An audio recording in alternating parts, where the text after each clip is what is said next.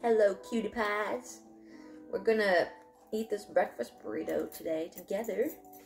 And we're gonna talk about my chronic illness journey. Why? Well, there's always a reason why I post videos. It's either to make people laugh or to give you info.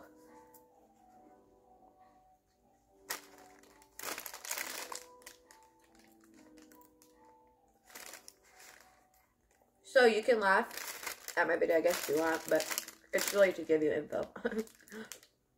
So, if you have a chronic illness, if you have rheumatoid arthritis specifically, but if you have a chronic illness, autoimmune illness, I encourage you to watch this video. I think it would help with everyone who has autoimmune illness.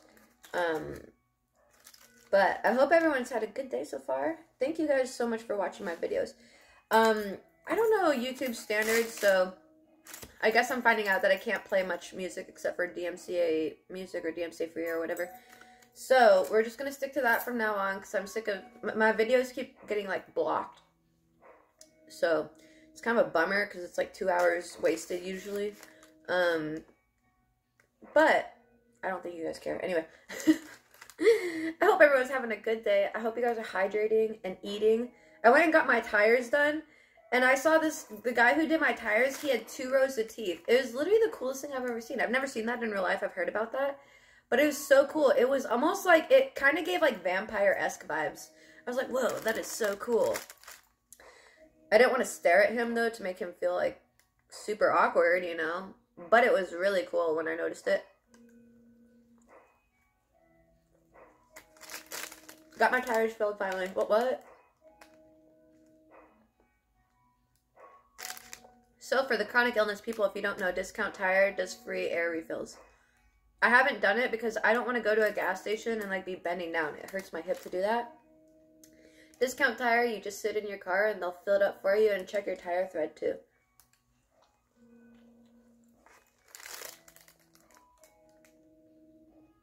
So I did that. Had my breakfast burrito. Mom went and got it.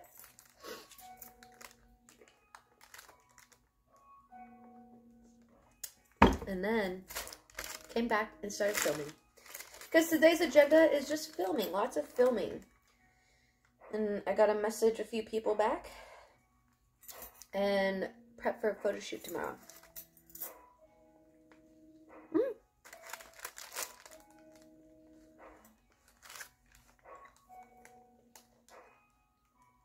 Which I'm excited for. I keep trying to get back into photo shoot mode and I'm just not feeling it.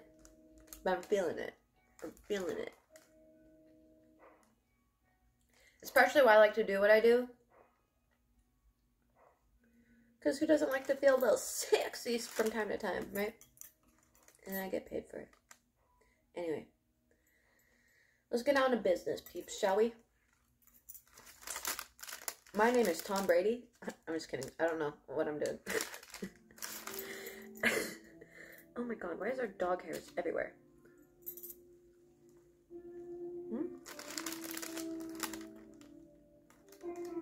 Anyway, what I have is rheumatoid arthritis. What that looks like is swelling in your joints. You will see the joints swell, they become red and squishy, but very visibly swollen and painful, right? So it's different from arthritis. Arthritis comes with more age, usually. Rheumatoid arthritis is more hereditary. So it does happen. It does come onset into adulthood at times. I had what's known as JRA, juvenile rheumatoid arthritis. And now it's graduated into something that's essentially... So when you have rheumatoid arthritis, to get technical, when you have rheumatoid arthritis, when it starts in childhood, it's called something different than rheumatoid arthritis. It's JRA and it graduates into something else. But essentially it's rheumatoid arthritis, but you've just had it since childhood. So I have that. I've had it since I was 6.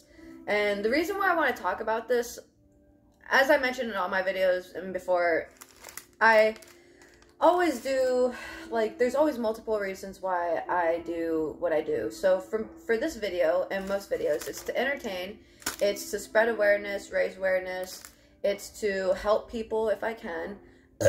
And, yeah, I'm not monetizing. So maybe hopefully eventually I'll make money. But for right now, I just enjoy doing these and I enjoy helping people with the same issues. And I've had this issue since I was 6, like I said. So I've spent my whole life, in my mind, it's always been, well, since I have this, let me just figure out what the hell's going on.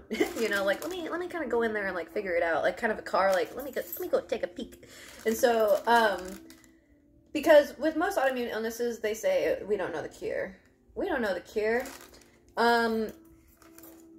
So they feed you all this medicine. And I don't want to sell you conspiracy propaganda, okay?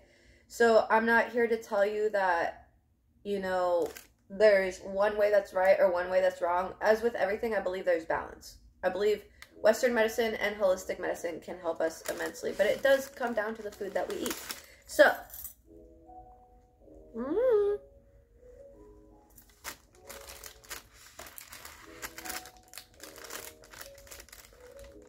pretty much we're going to talk about,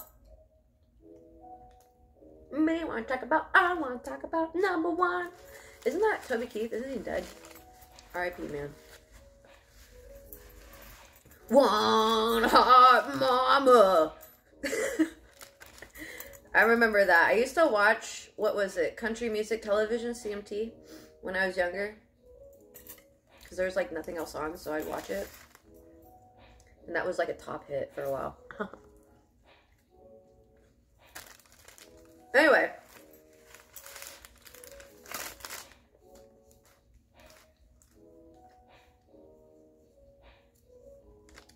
So,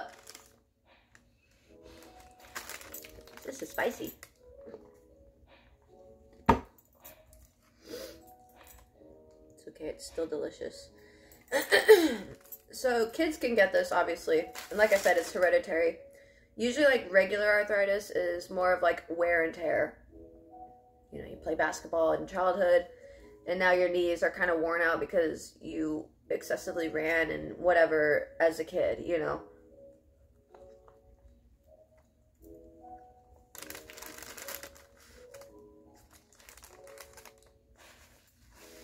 So from my understanding, that's what that is. And the difference between what I have is essentially your immune system is fighting itself. And that's what a lot of autoimmune people go through. Their immune system is battling their body, their own body. They're attacking their own body from the inside. They don't know why. So they'll give a lot of autoimmune people tons of medicine to try to suppress the immune system reaction. So growing up when I was 6, how it all started was around 6 years old, 6 to 7 years old. 6 is, I think, the time frame. But that's when my illness started acting up. The first symptoms was that I had no appetite. And I'm going to get detailed with this, so trigger warning, there's going to be TMI. Okay, we're going to end up talking about butt worms and stuff. So if this stuff grosses you out, then fiddle fart along, good sir. But if not, this is just to inform people. And like when you're in the medical world, when you're in and out of the hospital and stuff, you're just so used to, like, I will tell you about my poops and stuff like that. It's part of the information and it's important, believe it or not. So if that's just, you don't like hearing about that shit, then no pun intended. But feel free to skip along. But yeah, so it started off where I was 6 years old. We had just moved away from my mom. My dad divorced my mom. We moved to my grandparents for a bit and then moved to Montana. And my dad and I were living with my stepmom. And we went to go live on this really, like, what do you want to call it? Like, really just, like, rundown duplex kind of thing. But it wasn't a duplex, really. It was, like, one little 2-bedroom apartment and one little 2-bedroom apartment, 3 stairs, a little walkway that, 3 stairs, a little walkway that connects in the middle of nowhere. So, very small, very rinky-dink. Lots of mold, mice in it, very rundown. you know, and I mentioned the mice because there's probably poop and there's probably bacteria floating out in the air and shit like that. That's important down the line in this video.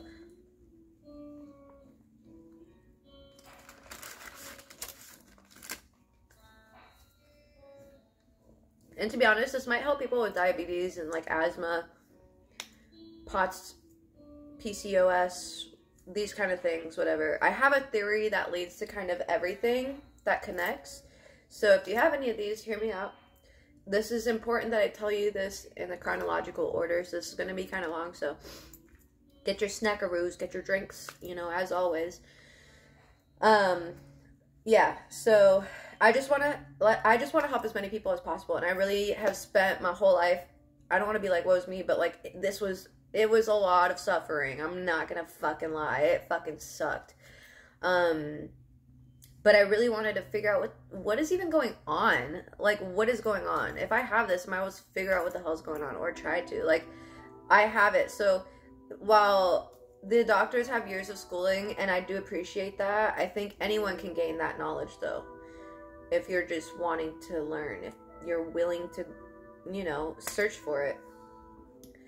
So, regardless of that, when you have the illness, I feel like you have a little bit step up than the doctors. If you learn what the doctors are learning, combined with what you have going on, like, you get to experiment with things, right? Because you have it. You know what's going on. So, all my childhood, they didn't know what I had. Well, not all my childhood, since, like, till, like, 13, 14 time. Freshman year is really what I remember. So, I don't remember really how old I was.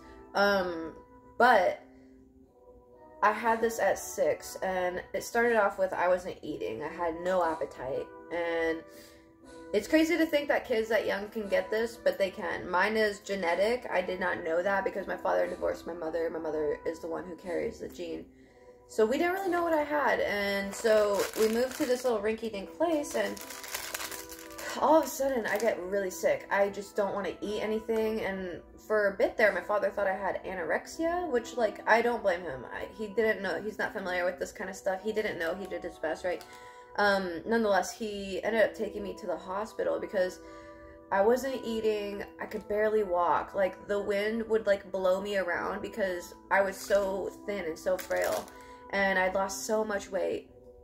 And there's a point where we were so poor where, like, we only had one bed. So Greg and I, my brother Greg, we lived there. So it was my dad, me, and Greg. We always were like the trio. So we kind of bopped around from place to place. Growing up in Hawaii, we had other brothers. Growing up in Montana, we had other brothers, like half brothers. But nonetheless, it was usually us three kind of like bopping around. So,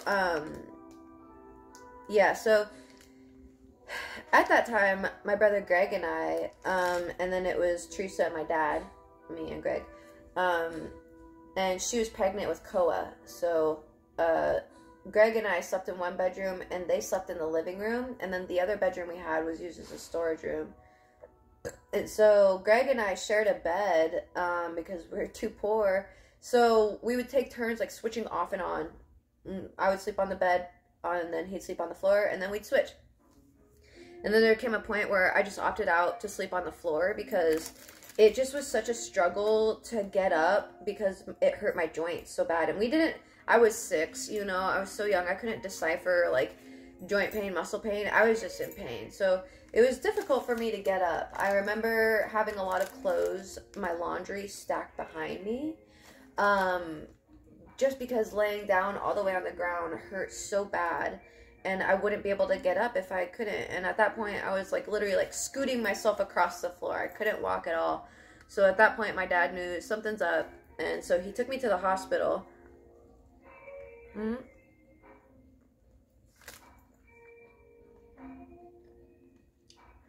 they ended up admitting me, naturally.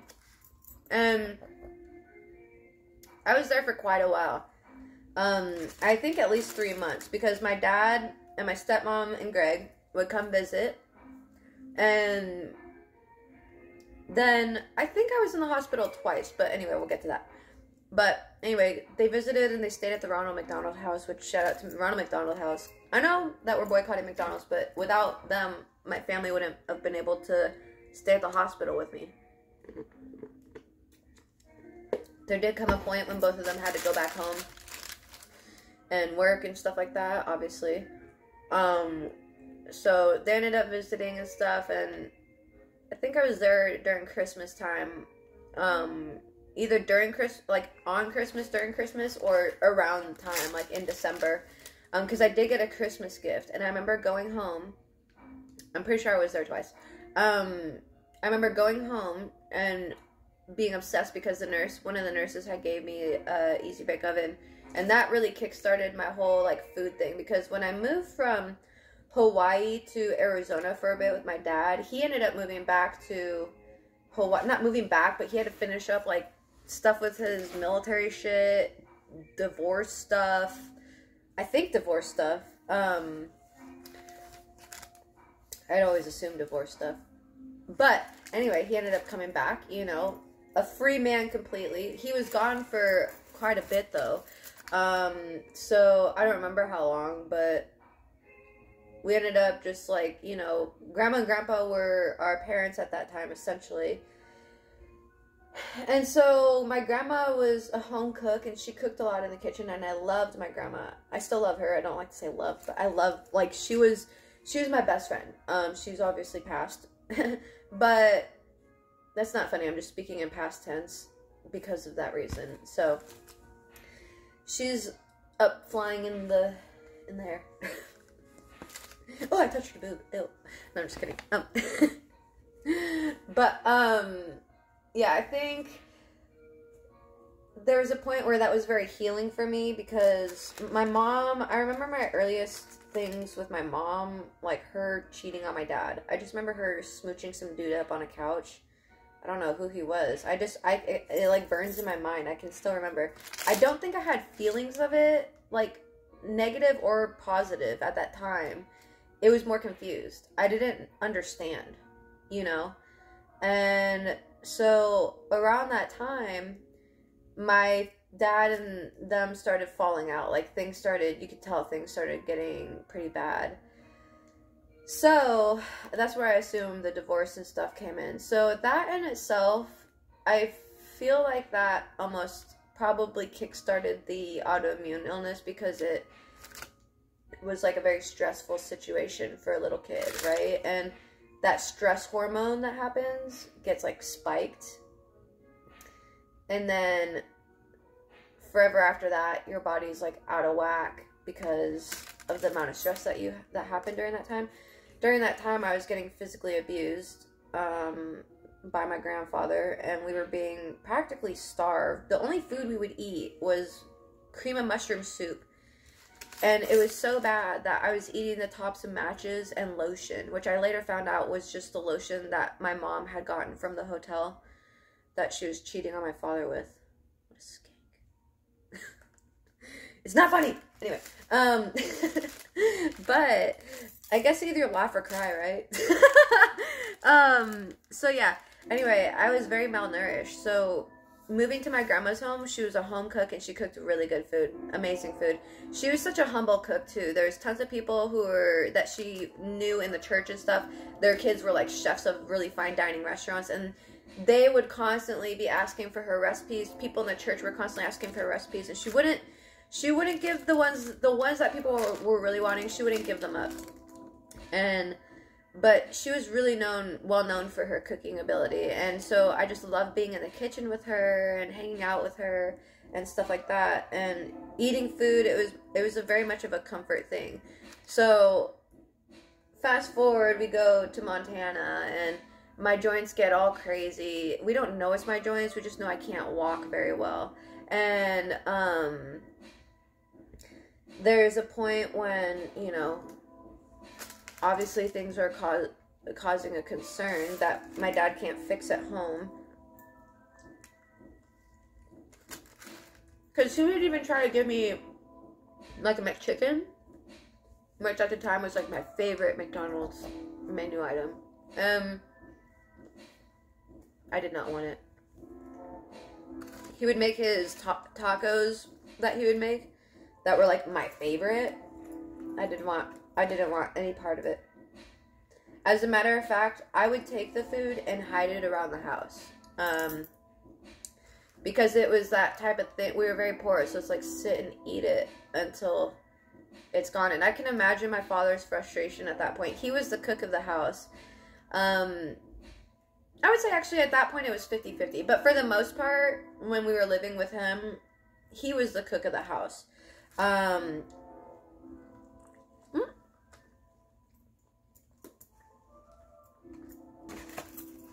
definitely need to get a tray. Like Jelly Bean Sweets. I don't watch her stuff, but I know who she is. I see her stuff floating around. I think what TikTok does is like feeds me viral shit. But I don't really care for it. So I see it. I don't really know what it's about. So I just kind of pass it by. But I do know she's a food person, but I'm not into that food stuff, so I don't watch it. Anyway. Yeah, so he was very concerned when I wasn't eating food, but as I said, I could see it being a very frustrating process, because I know how my mom friends are when their kiddos won't eat, and if you're making them several meals, because it never was like, oh, you only can eat this one thing. It was like, okay, there's bread and butter, okay, there's peanut butter jelly, like, you know, but he's not going to go out of his way to make a whole ass another meal. I understand that. But nothing. And truthfully, you know what? The way I eat now, I almost wonder if it was the same back then. Because right now, if you're neurodivergent, you probably are familiar with this. BPD, ADD, ADHD, autistic, ADHD, Asperger's. This is like a very neurodivergent thing to stick to foods for like, you know, a period of time. As y'all watching probably know. I will do that. I will eat the hell out of something for months. And then all of a sudden one day I'm like, disgusting. And I'll go find something else. The struggle is that in-between phase. And if you guys have any tips for that, let me know in the comments. Because I do struggle with that occasionally. I don't necessarily have safe foods. Because, well, technically I do, but I can't eat them. My safe food would really be McDonald's chicken nuggets. But A, boycott. B, I can't eat them anymore because they fuck up my body. So that's not a safe food anymore, and I have to find new safe foods, and I'm kind of still bopping around. And this one is kind of like my most recent safe food, an In-N-Out burger. But anyway, at that time, and like now, I won't eat any other food. Like, if you give it to me, I just won't, I don't want that. I can look at so many options on DoorDash and not be interested at all. So I don't remember quite, but I do remember hiding food and being hard of walking and stuff like that. So I do wonder if it was just me being like that, but I don't think so. I know I go through these phases where I get really, really sick. And, oh, I know, Mr. Hufflepuff. Here you go. Here's a potato for the Mr. Potato Man.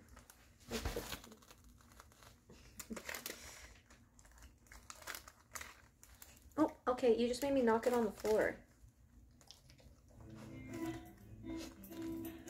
Golden bear. A potato? He's underneath the bed. He's the little beast under your bed.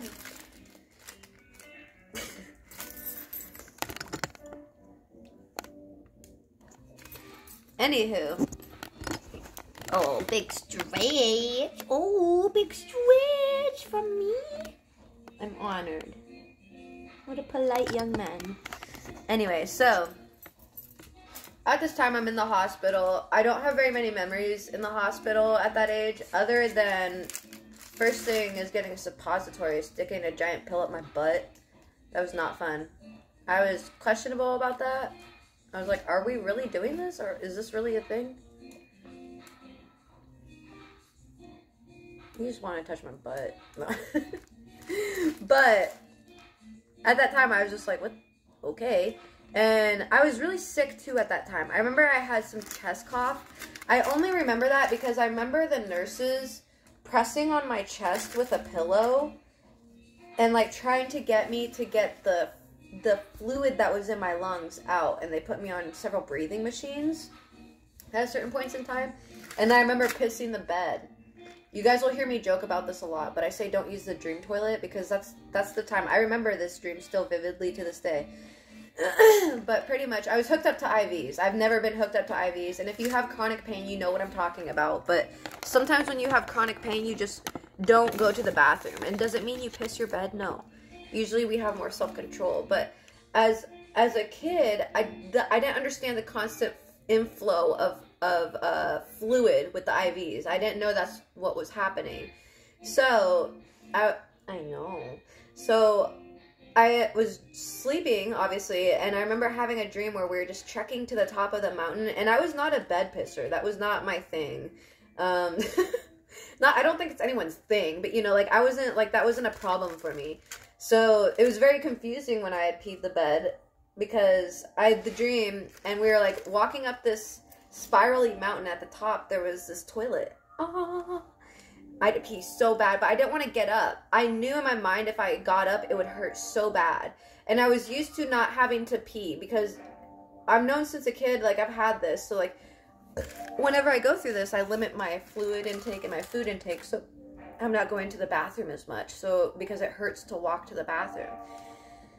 And so I already had a system down that I wouldn't eat or drink past a certain time, and I'd go bathroom at this time, you know, so that I don't wake up in the night and have to struggle through that. Because my dad would help me walk a lot, like, during that time, like, you know, offer his arm or carry me and stuff like that. So it was really difficult for me to, you know, understand what was going on, and more or less my father either.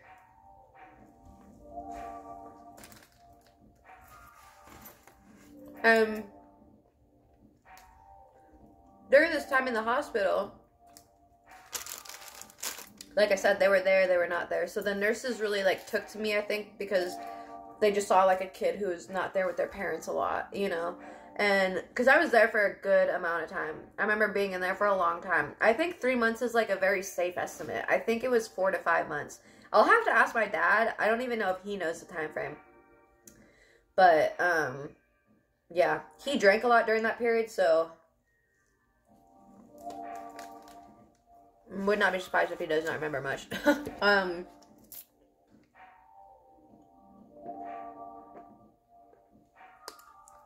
I going to finish this in one sitting? After like 2 hours? Oh, God. I am pretty full. But, yeah, the hospital was a really good place. I really liked it. St. Vincent's Hospital in Billings, Montana. Shout out to them. What? You guys will always have a special place in my heart. Because the staff there were amazing. I felt like the hospitals that I've been to, hospitals are actually for me a comfort zone. Because there was a lot of turmoil, like distress and shit going on, tumultuous shit going on. You know, school, I wouldn't say church, I hated church no matter what. But school and the hospitals were always my safe places. I always felt like the staff cared, you know, and stuff like that. So,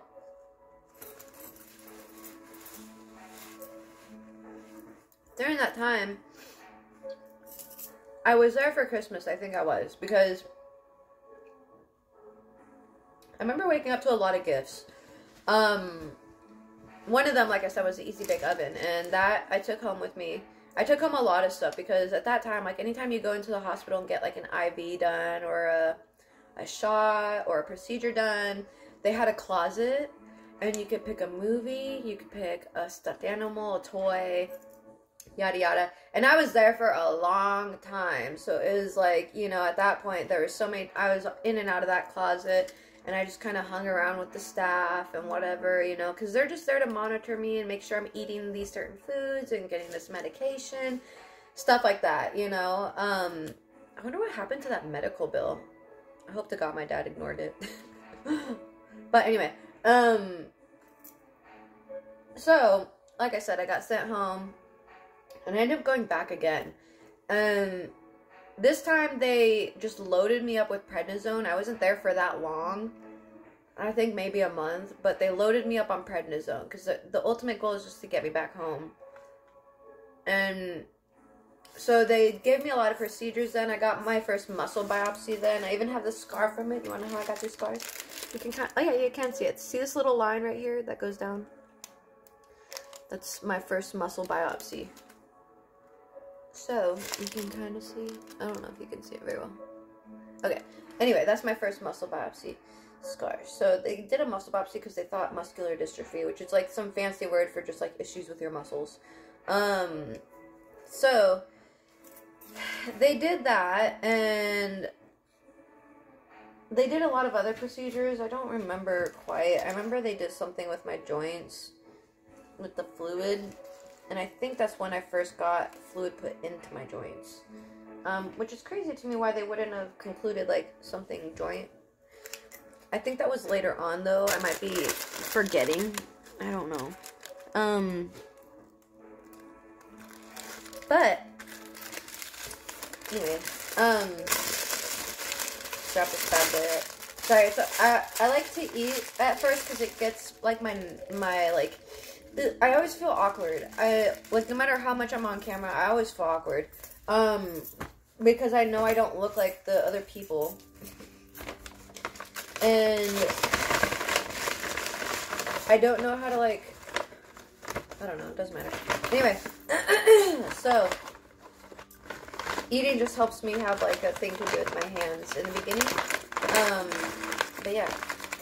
So, I was in a hospital, 6, 7 years old, and then around that time, we end up going back to Arizona. We get taken back to Arizona, and I get put into, like, a medical thing, like a circle of medical professionals with this guy named Dr. Rada, who was in our church, because we go back and live with my grandma and grandpa, and they're Mormon. So, they're familiar with Dr. Rada, who's in the church, and they take me to him. He's like, okay, she's responded to this, like, he's getting all the information, right? And then we end up finding, like, a neurologist, what do you call it? Fucking, I've had so many. I don't know, I had some bone doctor. I don't know what the right words are for it. I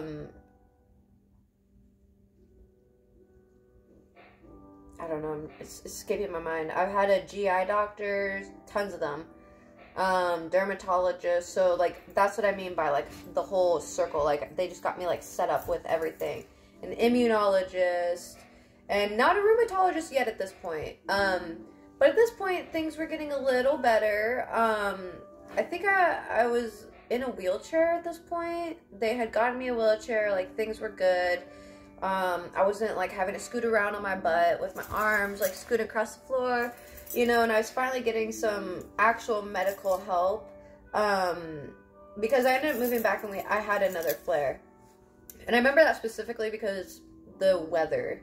I remember the weather being much better for, you know, my joints, but still had a wheelchair, and that would have been hell in Montana. So I definitely know for sure that was when we were back here. I don't remember at what point, but there's a point we came back, it was like 7, maybe 8, maybe, when we came back, and I got baptized at 9, and then I think I spent my 10th birthday in foster care, or 11th birthday, I can't remember.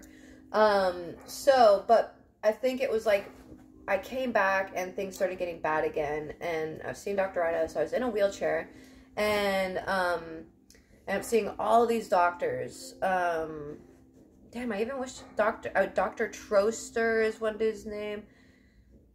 Dr. Bodensteiner or something. I don't know. And that's the one who I wish I remember what his job was. What his, like, doctor thing was. His title. I forget. But obviously, in and out of testing constantly. And when school started, that was really difficult. So my grandma had to advocate for me. So she would go to the school counselors and stuff like that, and, you know, we'd have, like, a team meeting with all my teachers and stuff. But it was really difficult in school before that because we didn't know what I had.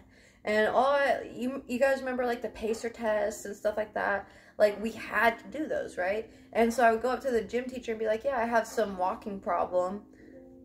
Well, that sounds fake. Sounds fake as fuck. I have some walking problem, you know?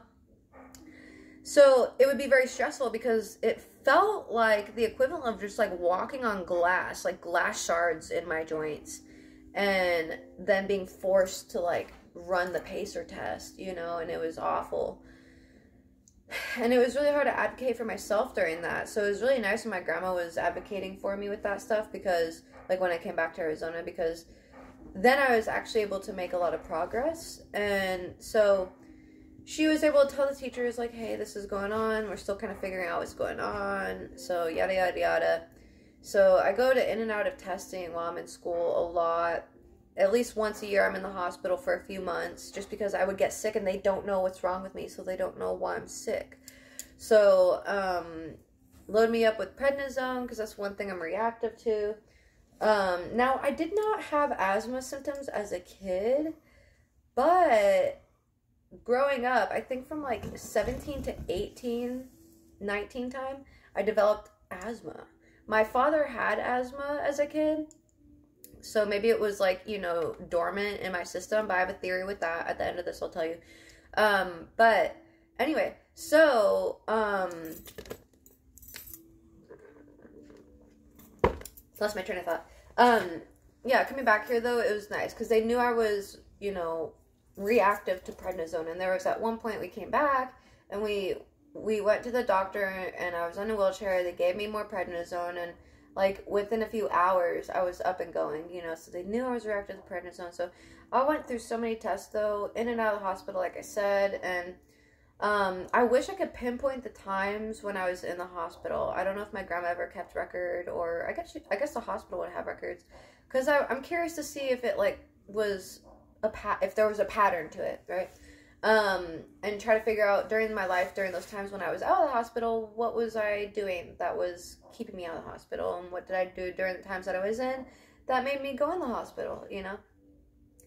But, yeah, I was in the hospital, and I wouldn't say it was miserable. I really didn't mind it. I had a high pain tolerance as a kid because I was already in a lot of pain. So the little pokes, yeah, they sucked, but I really didn't mind it because I knew they were there to help me, and I knew that I was going to get help, and I was in a lot of pain. So whatever help I could get, I was grateful for.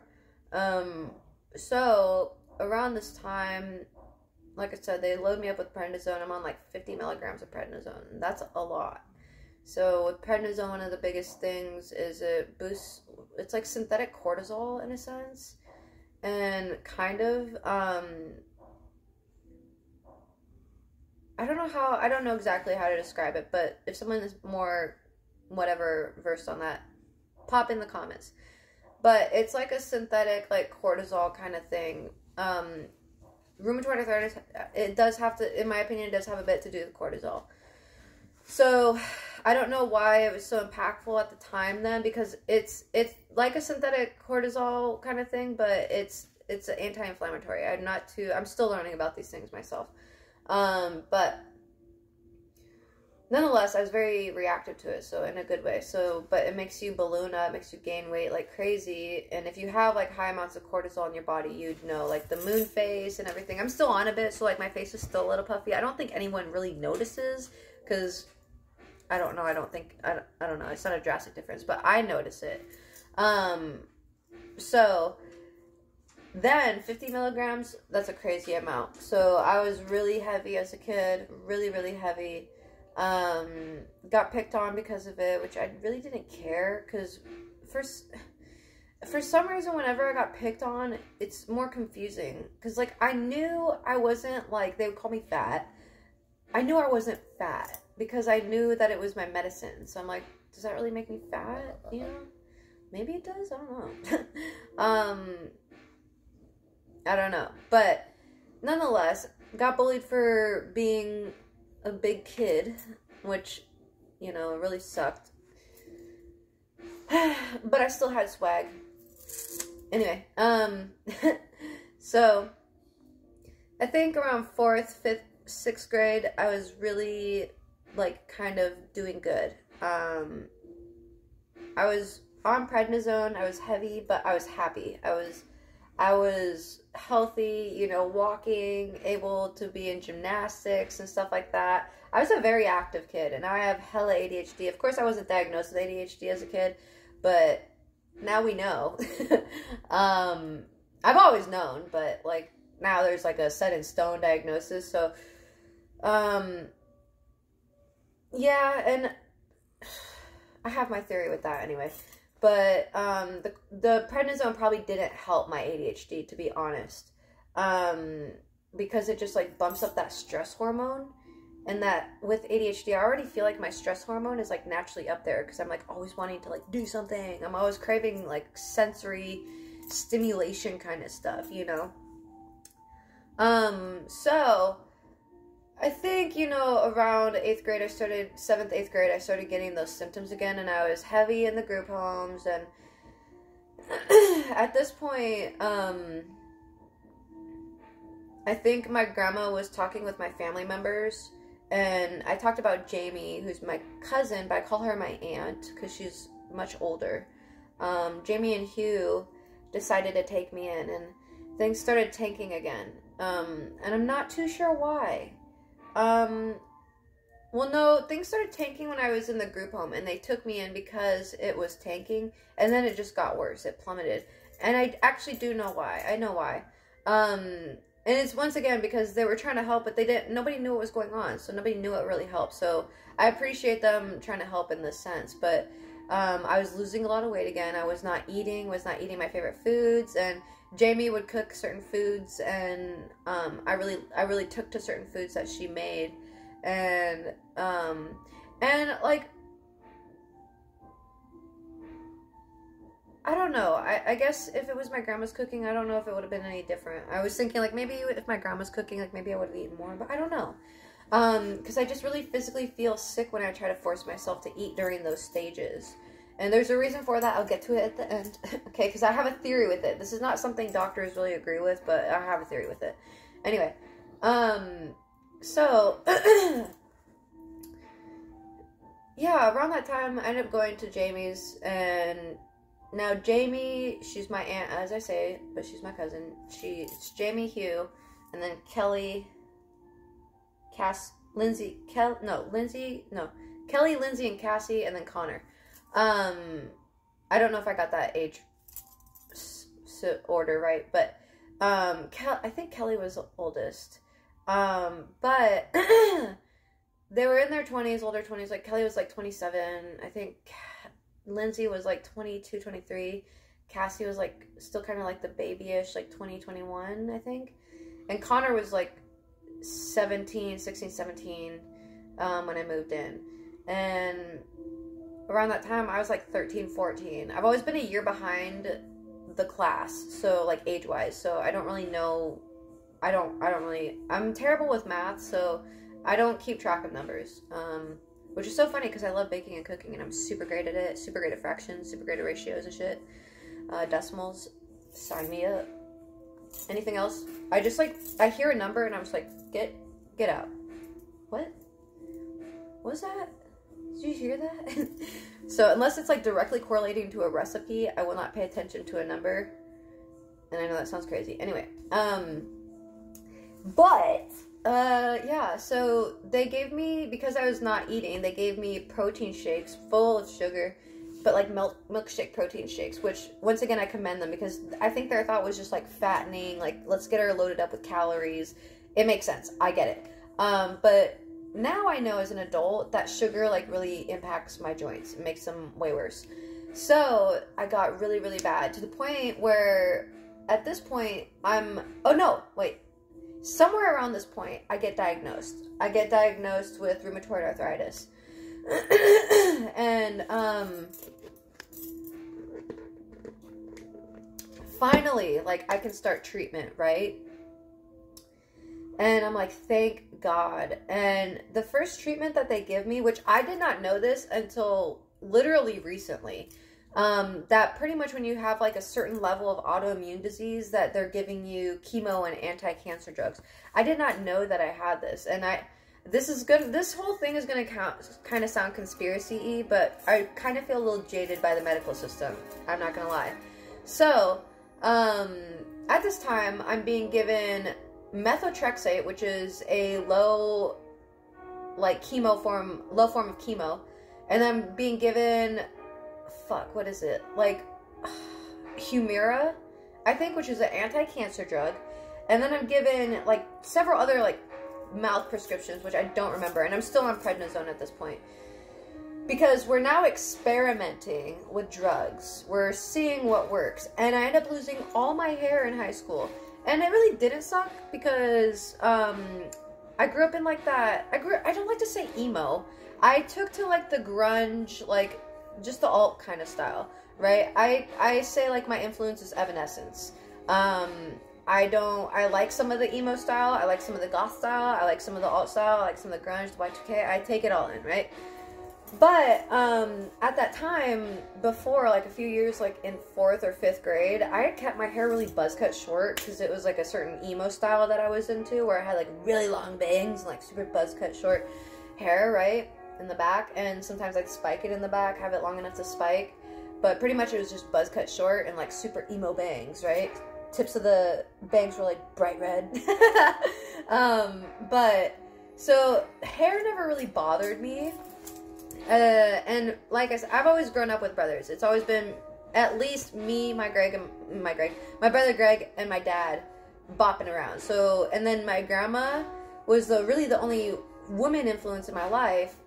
My dad would have guy friends who would have wives, and their wives would like really take to me and stuff like that. So I never really found like a lack of mothering in my life because a lot of women really took to me and really took me under their wings and stuff like that. Which even outside of my dad's friends, like I would meet friends and their moms would take me under their wings. And it was really lovely because a lot of my community was surrounded actually by POC women. So POC women really shaped a lot of my life.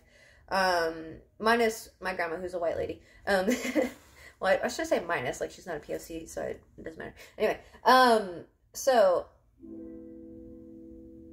yeah, during that time, though, things started going downhill again. So, I had lost my hair, my dad shaved my head, and it's funny, though, I remember actually when I got that emo cut, I went to school and girls were like, oh, did you cry?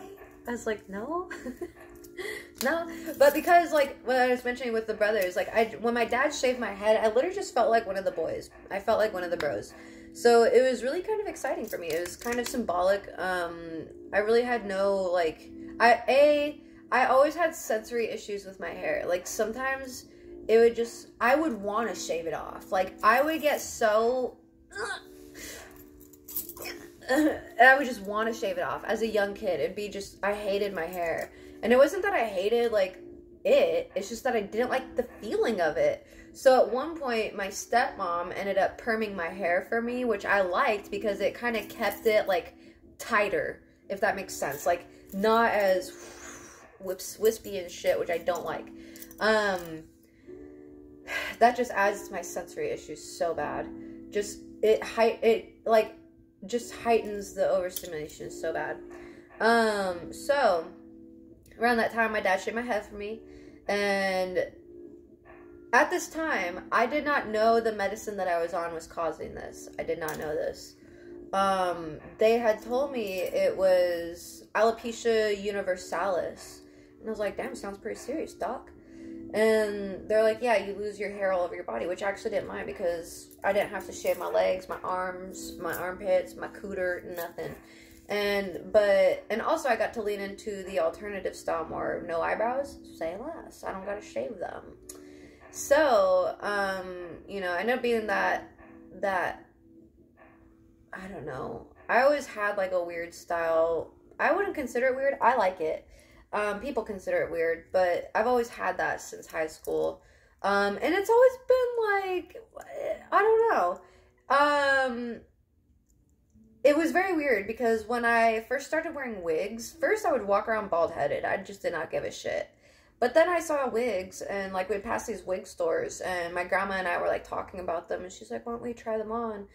I think maybe she just didn't like that I was so tomboyish, to be honest with you, because at that point, I was, like, legit wearing my brother's hand-me-downs, just dressing like a dude, being the dude. So, I honestly, thinking back on it, I think my grandma was trying to, because she took me shopping that year, too, to get more clothes, and she bought me a lot of, like, glitzy stuff that I don't necessarily love, but I think she's trying to break me into, getting into a different style other than boy clothes. That's not the first time. My aunt tried to do that several times. I remember her sending me back to my room because I was wearing too much eyeliner, too thick of eyeliner. Or sending me back to my room because I'm wearing too much black. And then she would take me shopping and she was like, okay, you can't buy anything black. So I'd buy like dark gray clothes or like dark purple or navy blue. Pretty used to that. But yeah, at that point I ended up losing my eyebrows and everything. So my grandma, funny enough, my grandma was Mormon, right? She didn't like my tattoos. She just accepted that I got them. Like I don't think she didn't not like them, but it's not her thing, right? It's not like she's looking at them. I don't think she thinks they're distasteful or anything. But she doesn't get the point of them, right? But ironically enough, my grandma took me to get my first tattoo, which was my eyebrows, because a lady in the church, Sister Hamill, she did cosmetic stuff, which actually her son, Alex Hamill, he was like my good friend during like elementary school. We walked to school together. He actually hit me up a few months ago. I always feel weird communicating with my old Mormon friends because I do SW and I know that's not like of Mormon nature, right? But like I don't know, like they're not any less of my friends, you know, but I don't want to, it's a little awkward, you know? So what do you do for a living? Oh, look at my fancy butthole.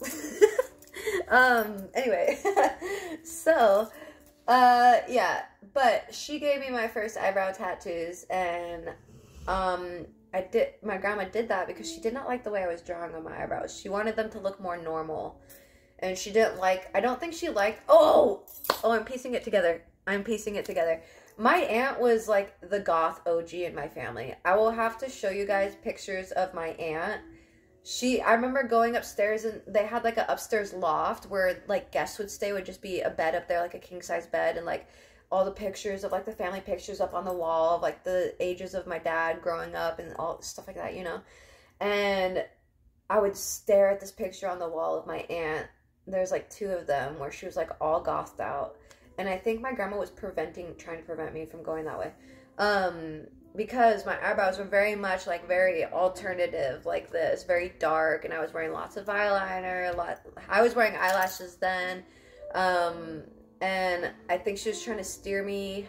I was wearing like pretty much what I wear now, you know. I think she was trying to steer me into the more proper Mormon girl outfits, you know. Yellow and lilac and white. First off, I'm too dirty. I'm always touching my face, and where does the dirt come from? Why are my fingers always dark? Like, even now, I washed my hands before this, and they're dark again. I don't know. My eyeliner? I don't know. Anyway, so, yeah, during that time, it was a big part of me finding my style, because I really just kind of leaned into what happened. You guys will learn that, like, I call it my lean into it method. I find when there's a troublesome situation, just to lean into it, because you just gotta, it's the resistance to whatever that's making it troublesome, you know. Luckily I wasn't too attached to my hair, so just lean into it, you know, just whatever. But like I said, I don't know if my grandma was necessarily afraid. I just think she wanted to lead me into a direction of more feminine whatever. But during that time, finally, like, I'm going through all these procedures, right? Like, beforehand, I was going through MRIs, all these types of scans, all these types of blood tests. I even took this test called an EMG, which was, like, my least favorite. It was when they thought I had, like, this muscular dystrophy thing, or something. There was several, lupus, muscular dystrophy, like, they were trying to figure it out, right? There were several things that were on the table of options of maybe what you could have.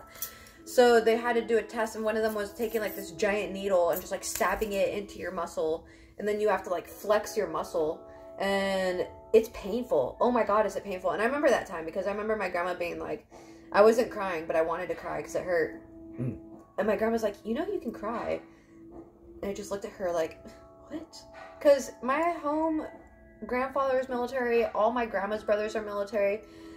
My father was military at the time, and now several of my brothers are military or like service, like firefighter. Whatever you call that, like servicemen. So, what was I saying? Losing track. Oh yeah, but yeah, I went through a lot of tests growing up. It really fucking sucked. And so that continued, unfortunately, with the rheumatoid arthritis, because they got to test and see if, like, your, like, C markers are down, yada, yada, yada, all these things. And,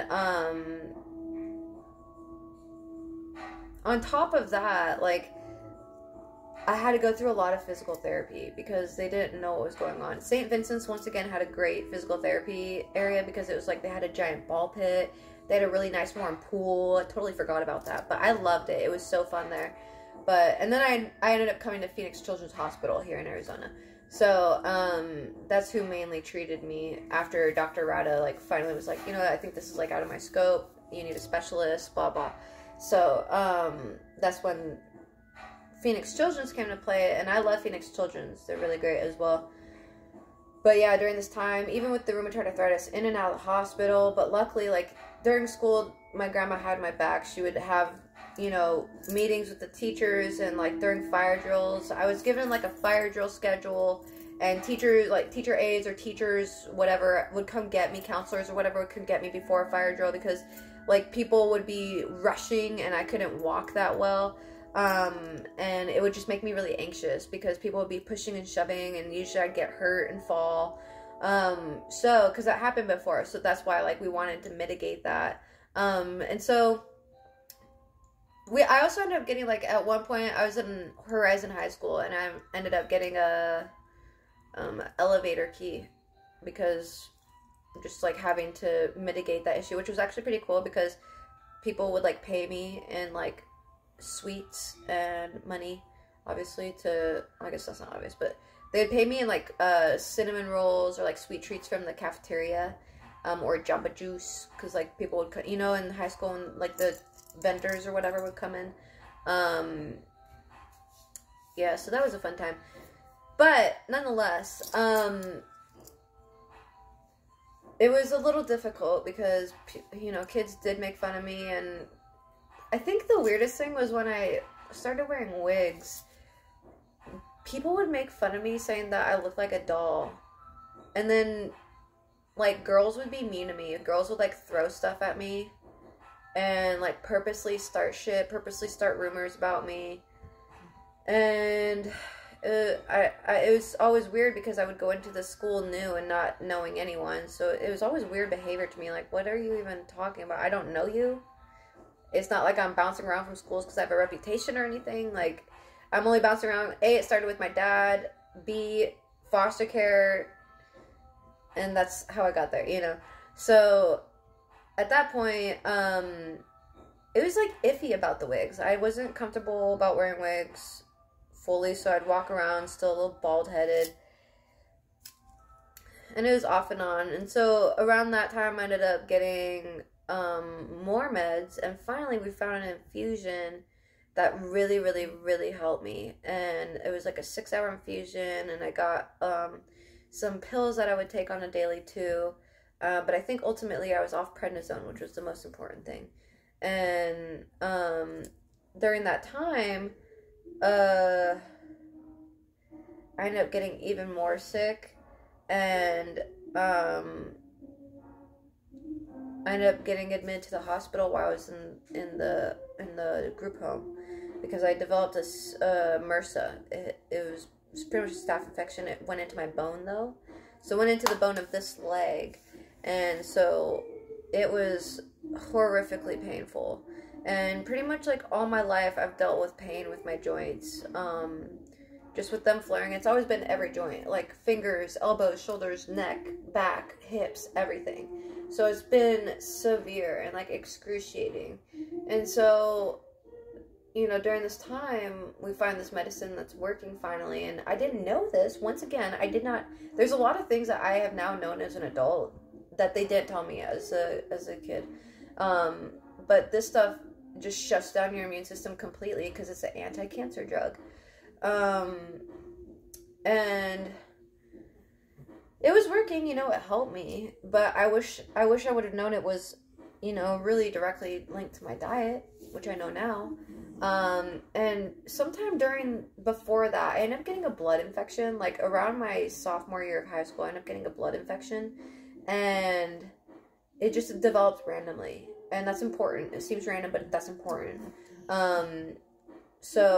And it was really shitty because during a time, like I said, like when I didn't have the ability to tell people what was happening, like even freshman year, like Shudder's running into sleep. I would skip out on yoga because my joints would be so bad, and like my teacher didn't believe me, so I would just have to ditch class. Luckily, my foster mom's son was the principal of that school.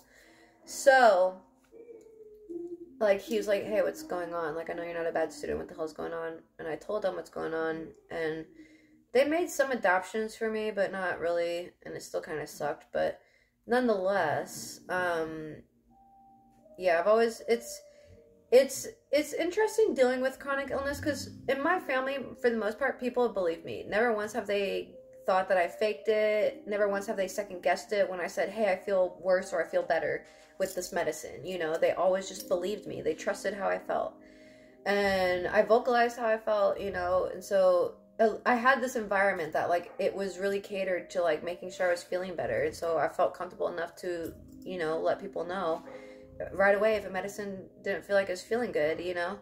And so there's one time when I started in medicine, and like a little bit later I got sick, extremely sick. I don't remember which medicine it was, but I've taken, so for reference, I've taken every single rheumatoid arthritis medicine there is for the severe kind. There's some that literally it doesn't even matter if I take because it won't help me. But I need like the really severe kind, unfortunately.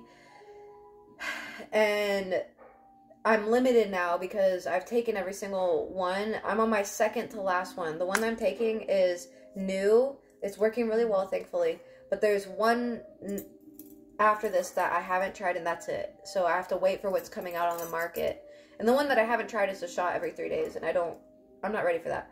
Anyway, so during this time, I'm getting these infusions. I'm taking these crazy amount of meds. Like, I'm taking a lot of meds at this point. And so I end up getting this MRSA staph infection in my leg, and it just swells up, and I get really sick, and I tell the group home staff, and she ends up leaving the middle of the night, taking me to the ER. They end up giving me morphine and like adult doses of it, and then transporting me to the Phoenix Children's Hospital and an ambulance.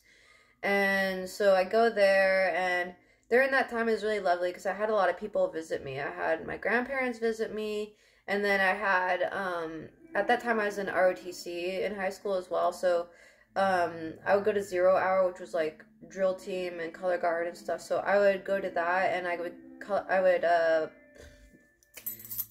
what is it? Carpool. I'd carpool with one of my friends. His mom would drive to come pick me up, which honestly, she would drive way out of her way. I'm so grateful that she did that. But she would visit me in the hospital a lot. She would bring me sweets and treats because I was in there for, once again, a long time. I was actually in there for most of the semester of senior year because I remember that because I did all my tests and shit in the hospital room. And my homework, all of that. So, and my teachers literally had a conference with me telling me, like, hey, you should just drop out. Because you're graduating a year early, you should just drop out because you can come back next year and just graduate on time with everyone. I was like, fuck no. I don't want to be here again.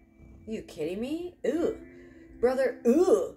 Anyway, so I just, like, busted my ass and did my homework and tests and everything in that class. Or in that time frame in the hospital. And during that time, I had so many surgeries. Oh my God, so many surgeries. And at least 10. I would say even 14 would be more of a realistic number. In that time frame, I had 14 surgeries. And it was crazy. That was the worst because, A, I died in the hospital. I don't remember, like, people ask me if I have near-death experience, and I don't know how to explain it, but I didn't have a near-death experience, but things mentally were a little different afterwards. Hard to describe. I feel more in tune. It sounds corny to say that, but like the senses were more aware. I don't know how to describe it. So no near-death experience. I just remember waking up with a tube in my throat in the ICU, everything attached to me, all these sticky things, all these IVs in each, you know, in my fem lines and shit, whatever. And I remember waking up with my surgeon looking over me with his hands behind his back, and he sees me wake up and he's like, good. And he walks away. And I remember crying waking up. When I was waking up, I was crying. And they're like, okay, we're going to pull this tube out of your throat. You're going to cough a little bit. And that was uncomfortable. And then I pissed the bed again. No excuse there. I just was sleeping and just remember peeing in the bed and waking up and being like, oh my God. Oh, but actually I had an epidural then. So they had yet to put my catheter in because they wanted to see if I could use my muscles to push the pee out. Because when you get an epidural, like enough of an epidural, they gave me enough to where I was numb from the waist down for a week. Because they didn't want me to feel the surgery pain. Because mind you, I had been through several surgeries, right? So during this week, they figured out what they were going to do. And they did several surgeries during that week because they knew it was going to be really painful, and that's where they put me in this epidural for a week or two, and I had a catheter, which I really fucking hated. I remember getting it, too. I was in this ICU unit. The windows, it's in a corner unit, and it's all windows for the walls, okay? Firstly. Secondly, they had all the curtains drawn open, okay? And I'm just butt naked, spread eagle, letting them figure out how to put this fucking tube up my narrow urethra. And then they're like, oh, this tube is too big. So then they go find another tube that's smaller for my narrow urethra. And that's a King of the Hill reference. I don't think I have a narrow urethra. I don't know. But anyway, so I'm just like butt naked, spread eagle, waiting for the staff to come fucking put this catheter in my cooter.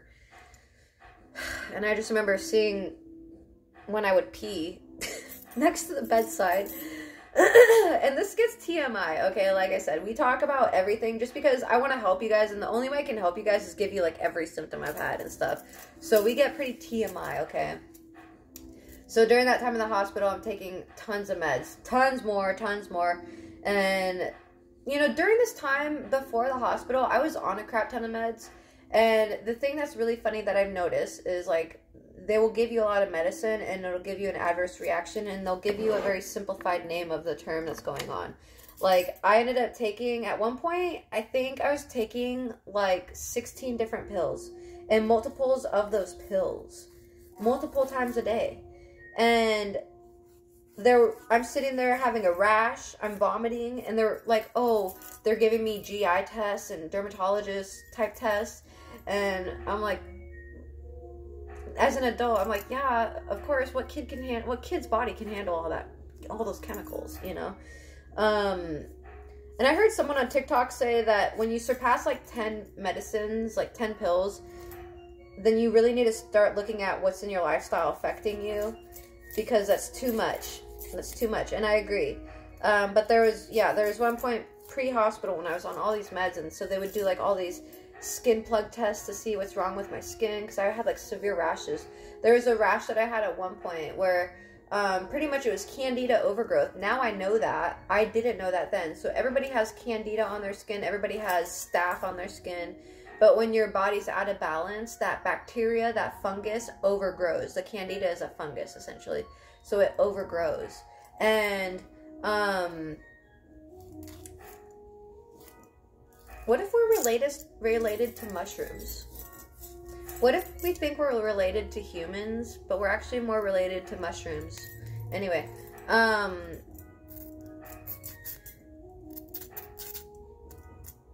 during that time though, like I said, it was like, I don't remember, how long is a semester? However long a semester is, that's how long I was in the hospital for. But I got a lot done in school, which was great, because even despite that, I graduated with 3.8, and I had honors in, AP classes under my belt. And even my senior year, I graduated heckin' early because I even had a half day my senior year that next semester because I worked my ass off so hard in the hospital. So I think that's really cool because, and I also was awarded a lot of military awards that year in ROTC because I still continued to be the color guard commander and we still continued to place through what I was teaching them, stuff like that. It was really cool. That time in my life, it really showed me the strength that I have inside.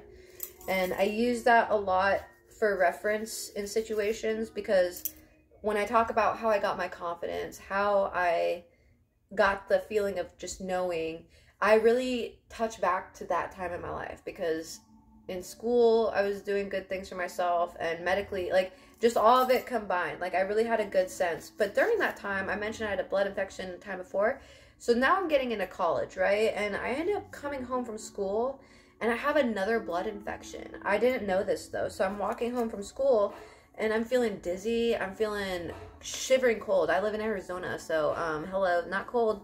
I mean up north, yeah, but not where I'm at. So I'm shivering cold, I'm walking down the way, and I I'm starting to hallucinate. I thought I saw like a man standing at, like the Hat Man, essentially, standing at the end of the road. And I was like confused, and then gone. And then I saw a little snake, which was just a tree branch, and then like a bundle of leaves had like rolled past me, and I thought it was like a bunny running past me, and then like in a second it switched to, oh, it's just leaves. And then I get home and I'm just like diarrhea. I'm shivering, I'm feeling sick as hell. So I take myself to the ER the next day, and they end up telling me I have a blood infection, and they give me medicine. And this is the same medicine that I had when I was younger. And when I took this medicine, I remember telling the doctors, I don't remember what doctor prescribed this, but I remember telling the doctors, I feel better when I take this medicine. My ankles feel a little better. Because my ankles have always had like huge problems. Which, that's how I know I'm doing good now, because my ankles don't hurt anymore. My ankles were so infected for the longest time. I thought that's just how they were going to be. And not anymore because of what I've done. I'll get to what I've done in this video, but I'm going to make another in-depth video of what I've done because that needs a video of its own. But yeah. Anyway, so they were like, no, that's impossible, blah, blah. And I'm like, yeah, but I don't think so. How are you going to tell me how I feel, right?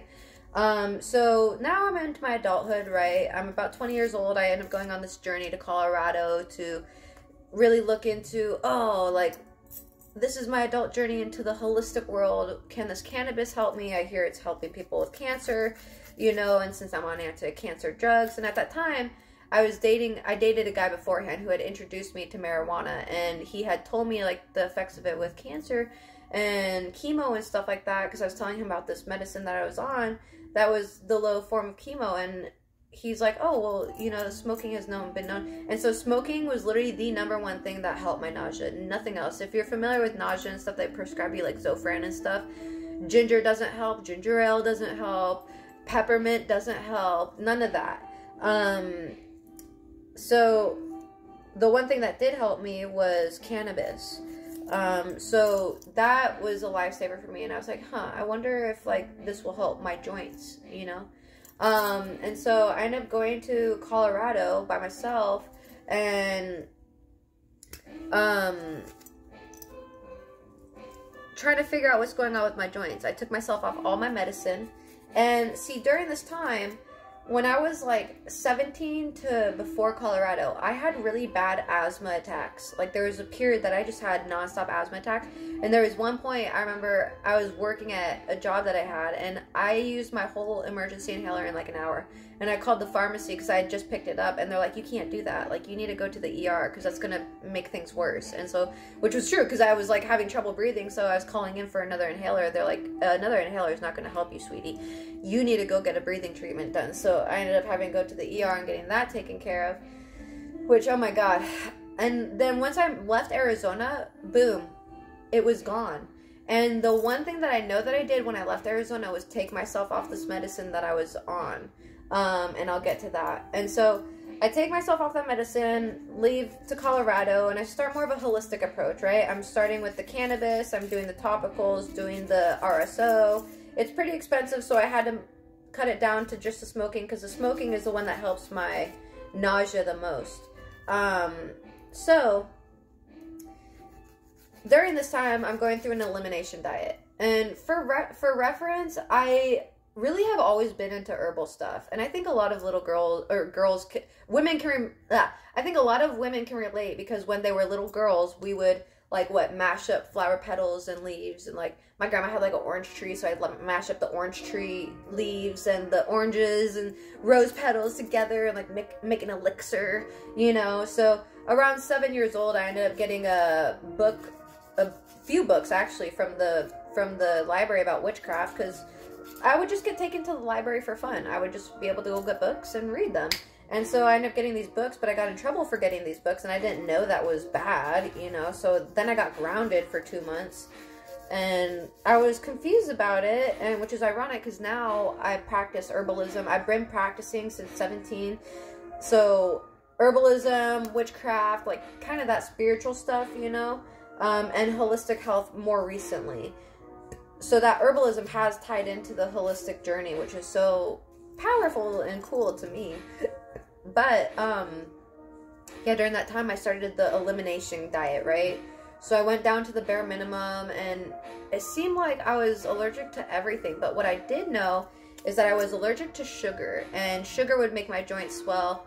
And I knew that because at like 18, I reconnected with my mom for a bit, and I went and got a soda after I just got a surgery done. They took the fluid out, and they put the cortisol fluid in, because what they do, like, literally I've had every joint injected at this point. Like, they would inject each knuckle, and I would have to be put under as a kid. Like, they'd put me under anesthesia.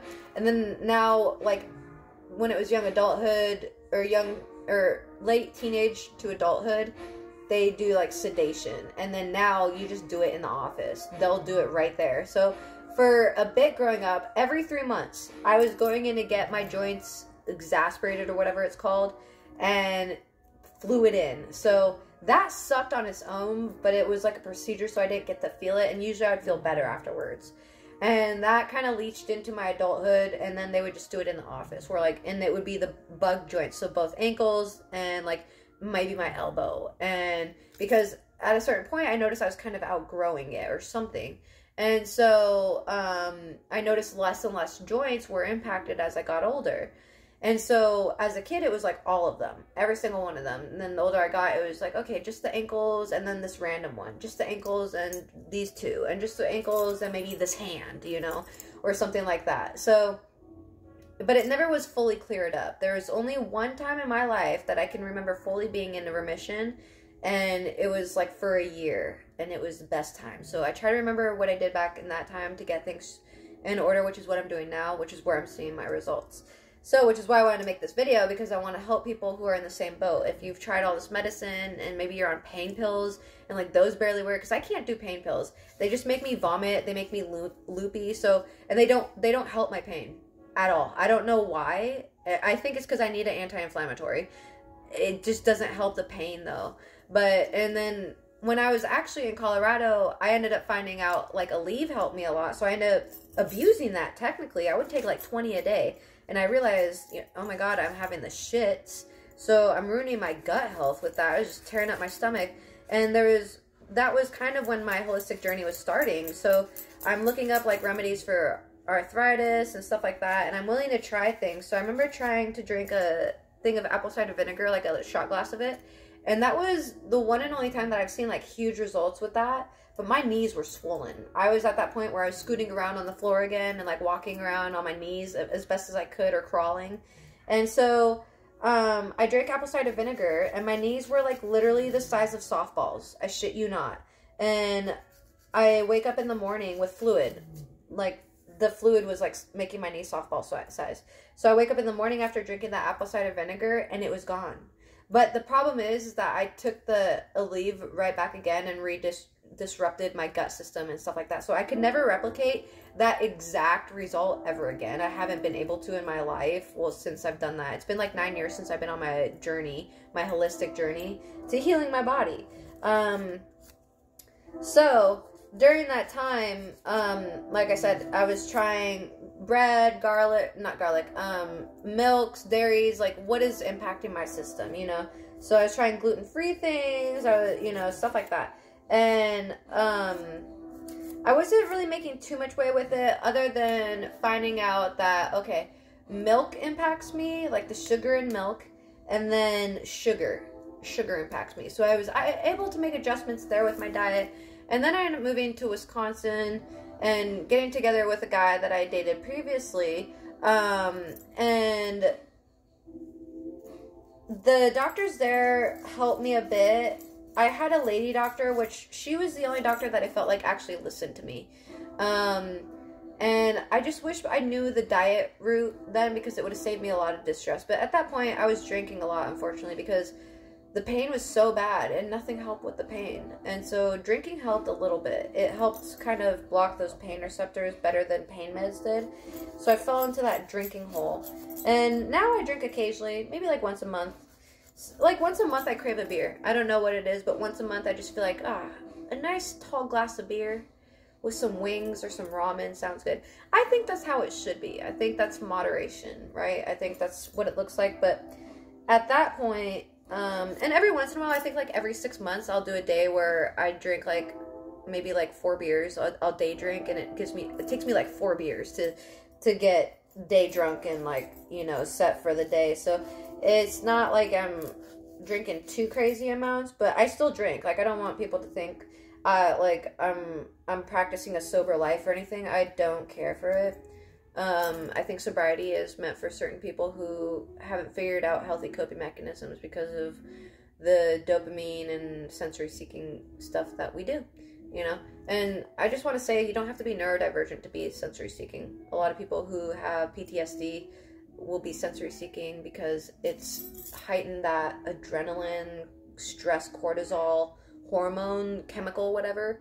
And that's what you're trying, so your level will fall, and then all of a sudden you're craving sugar, you're craving, crunchy food, because it's sensory, it feeds that dopamine sense, that chemical reaction driving thing, so hopefully this is helpful for people who don't even have, because if you have the critical thinking skills, this will help you piece together, oh, this is why I have these addictive tendencies, blah, blah, because not that autoimmune illness is a result of addictive tendencies, but it is really a result of our food, and you can see what foods impact you by what your cravings are, essentially. So anyway, but yeah, so let's see, where was I? Oh yeah, Wisconsin. So Wisconsin, I have a lady doctor, and it's really funny because the doctor that I work with now,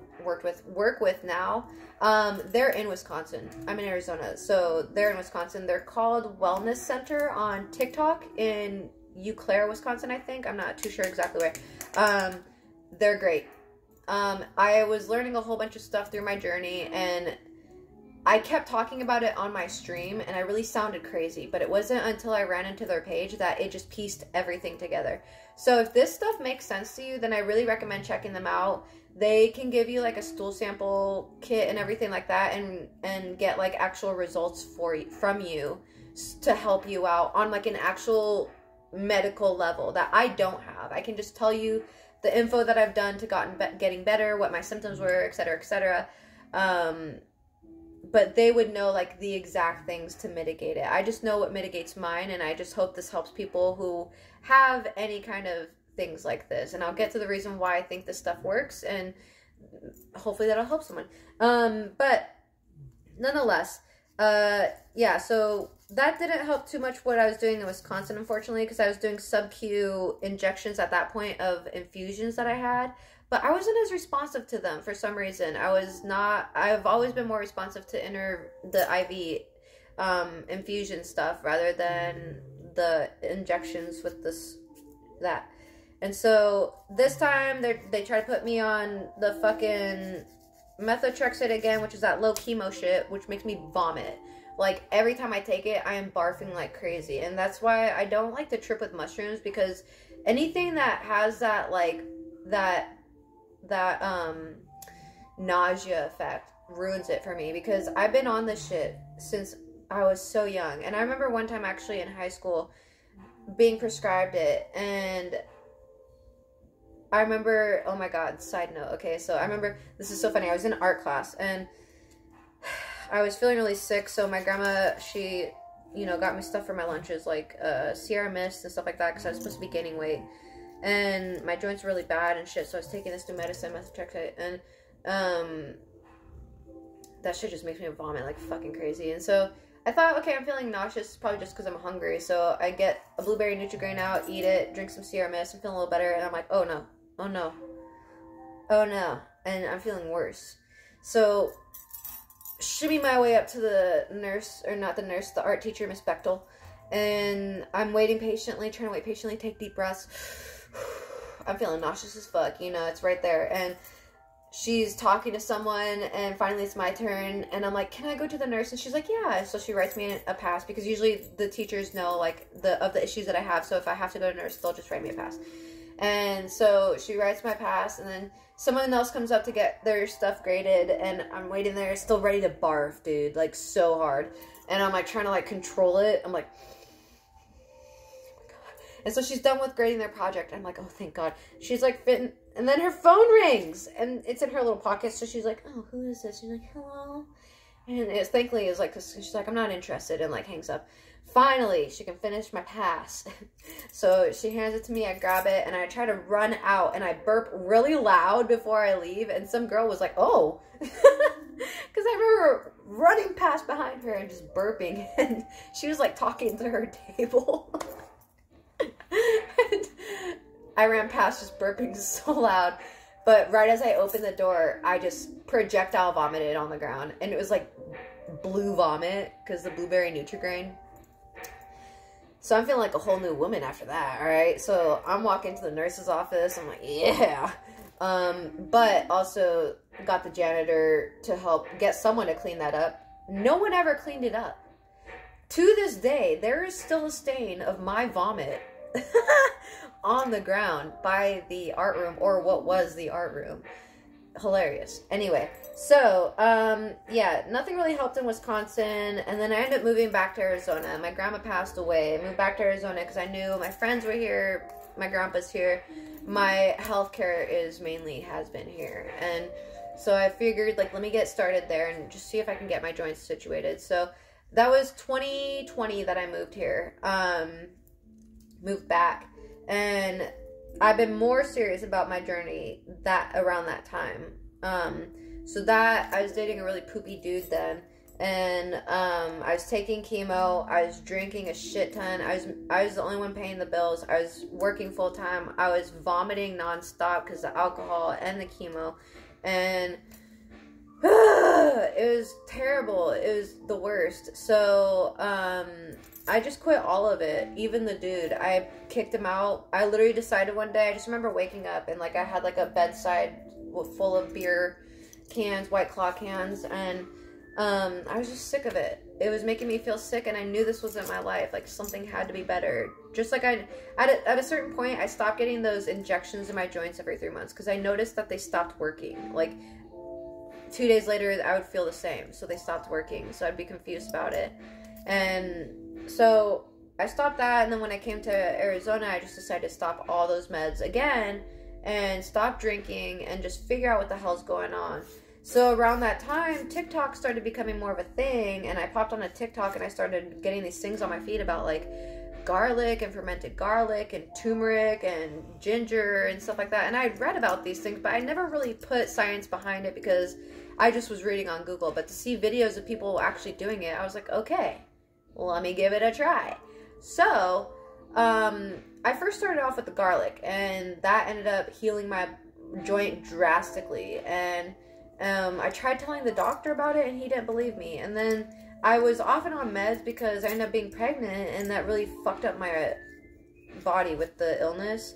So they had to, like, it plummeted. So they had to find out, like, what can we do to get you out of there? Because if I'm not responsive to most meds, how will I get out of the flare, right?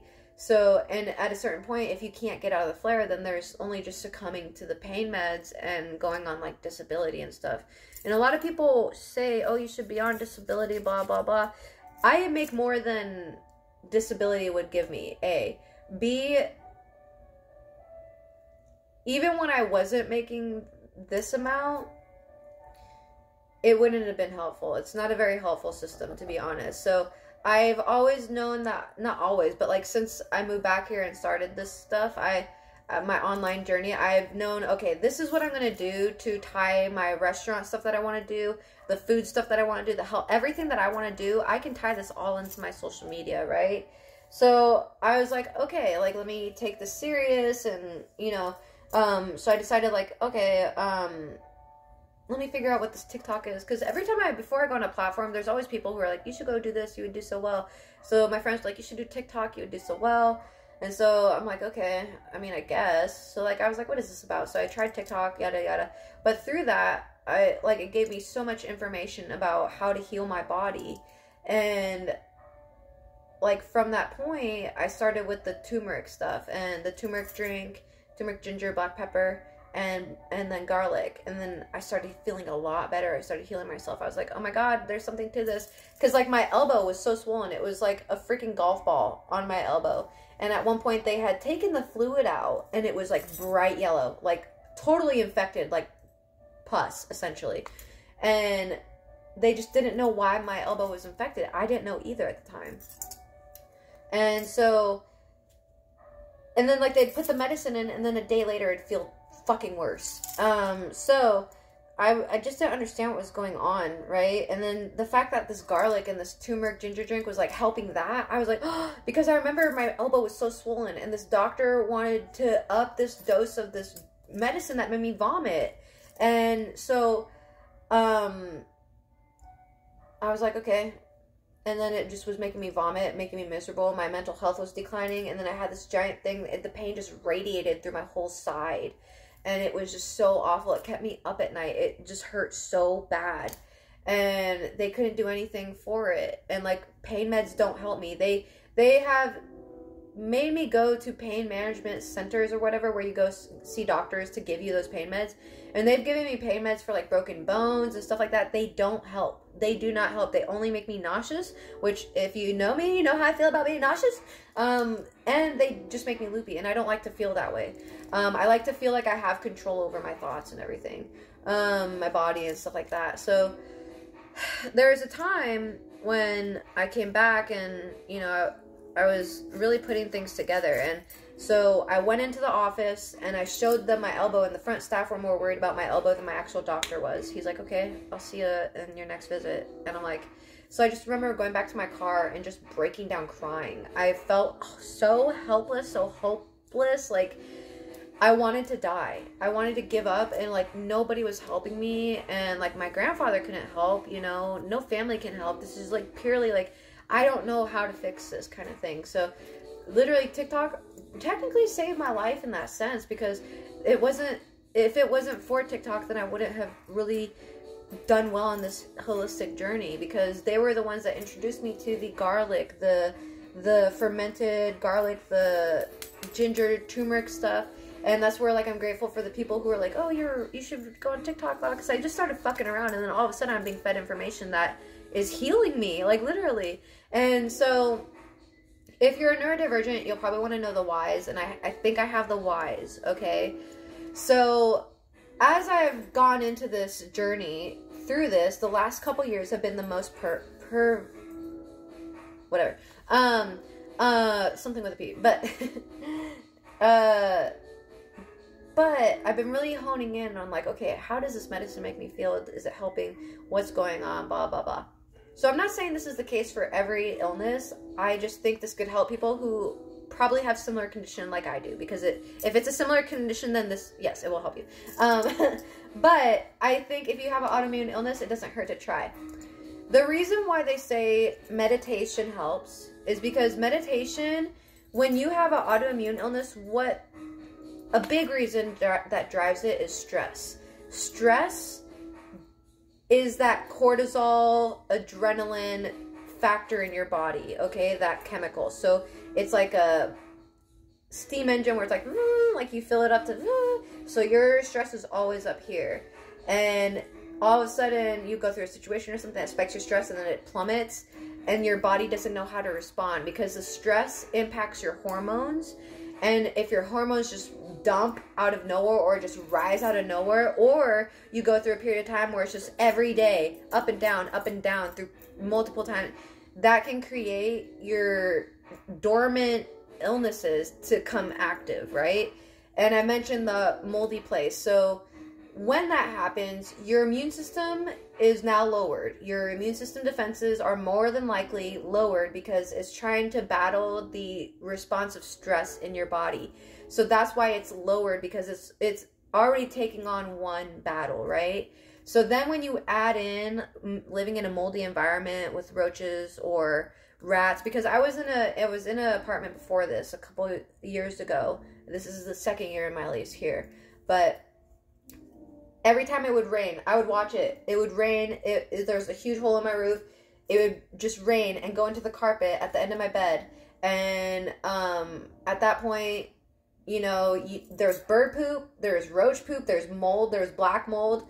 And then I know now they had like a central furnace that was like emitting carbon monoxide or whatever, because it was like it looked like there was a fire or something in the furnace because it was emitting black smoke out of my vents. So all of that in the air is just different forms of bacteria, and you breathe it in, you're walking in it, you know, no matter how many times you clean that carpet, you know how much bacteria is coming in every time it rains. And when you have monsoon season here, it's like for like a month, you'll get rain pretty much every day, every other day, depending on the season, you know, if it's like a really tough monsoon season. So when I moved here, I was here for a year, and then I ended up getting pregnant. And that time I was so sick. Like, that was the worst my health has ever been. And on top of it, being pregnant. And so with that, I really just started studying things, because I'm like, I really don't want to live like this. I want a restaurant so bad, and I can't get it living this way, right? And I just want to be happy. This is making me miserable and wanting to die every single day. And so I get assigned a new doctor, and every time I go to a new doctor, I just try to be informed as much as I can. I ask as many questions as I can. I don't care how stupid I look or sound. I'm just trying to understand, right? So for this longest time, I'm communicating with this doctor, trying to understand what the heck's going on. And at a certain point, he doesn't think that mold has any connection. I think it does. Because when your body's immune system is lowered and you're allowing bacteria to come in through your feet, the air and everything, there's already bacteria breeding in here because your immune system is lowered. So it's imbalanced. The bacteria is going to get a little haywire. The candida, which is fungus, going to go a little overgrown. So I think, and when you have stress, if you notice like your illnesses, your symptoms flare up because like you feel like runny nose, you get sick, that's because of that. Your body's trying to fight that stress response.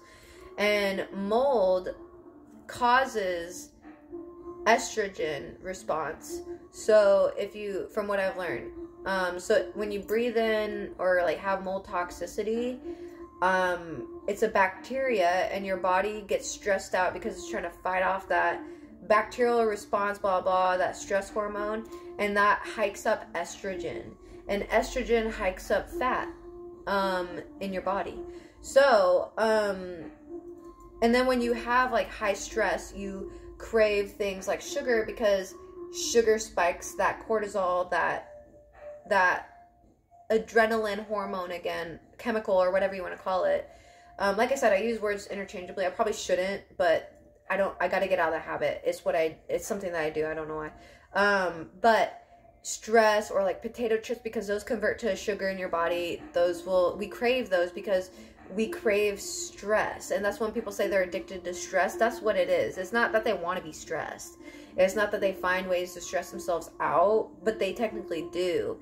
They find ways to drive that stress hormone, chemical, whatever, so that they can feel normal. Because when it's down here, then it feels like they're irregular. They're not used to that. And that's why meditation is important with autoimmune illnesses, because because you can only feed that dopamine, adrenaline response so much until you're like skydiving and shit, right?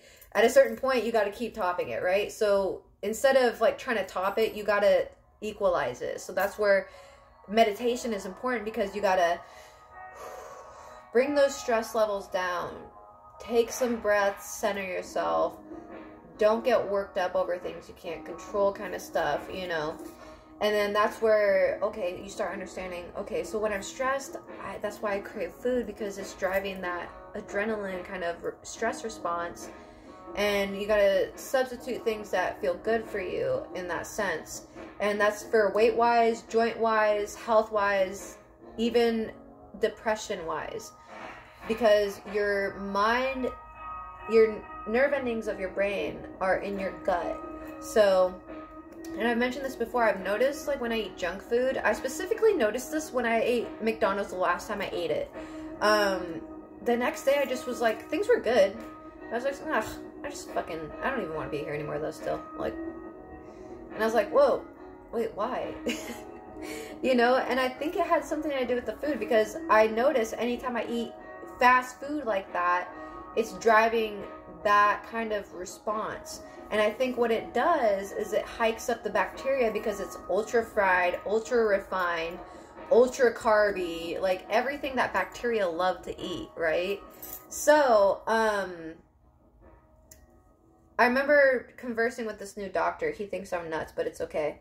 And I'm like, okay, like, tell me what's going on so I can understand, and here's what's going on that I think, like, tell me what you think, you know. So he told me at one point, he's like, oh, people with rheumatoid arthritis are more likely to develop leukemia. And I'm like, what? And, like, all of a sudden everything clicked, because to me, now I could be wrong with this, leukemia is just like your body's overexerting itself, and it's infecting the blood, and the blood has like an infection, essentially bacteria, whatever. And that's a big reason why they use chemo and anti-cancer drugs on autoimmune patients, because your autoimmune illness is so haywire that they think that it's going to suppress it, which obviously they do it because it's had such great response. Like, I'm not the only one they use this for. So,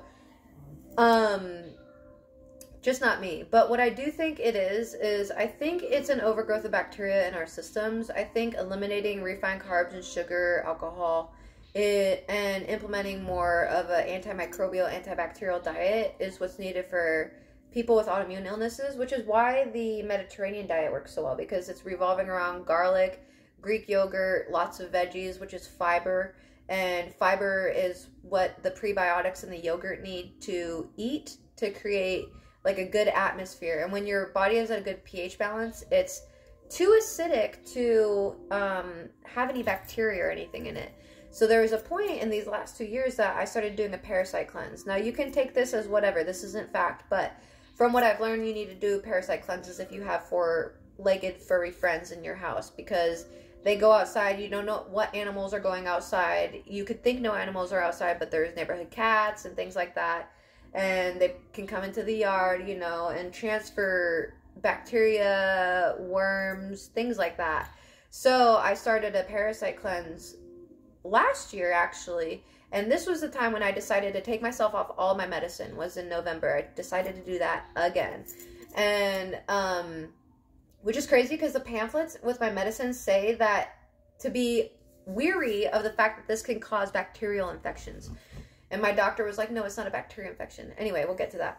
But, yeah, so I end up pretty much, you know, telling this doctor, I think, like, I have a bacterial infection, because when I was younger, I used to get blood infections, right? And it would just be random. And at this point, I'm knowing that garlic is helping me, yogurt is helping me, and I know that there's an inflammation in my body and that I need to systemically cool it down, right? And I'm trying to tell him, like, hey, it's a bacterial infection, because at one point I had like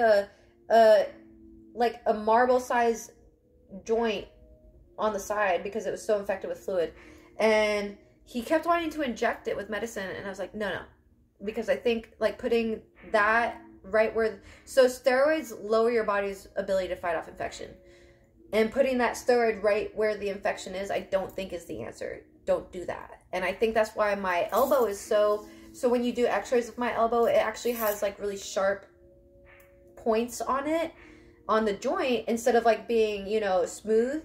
it has like sharp points, because I think because the medicine actually deteriorated the elbow, not the fact that they say that the arthritis will degenerate your joints, and it will, but there's a reason why, and I think I know why. I could be 100% wrong, but I think I got something here, and it's helped me, so I think I can help others with it.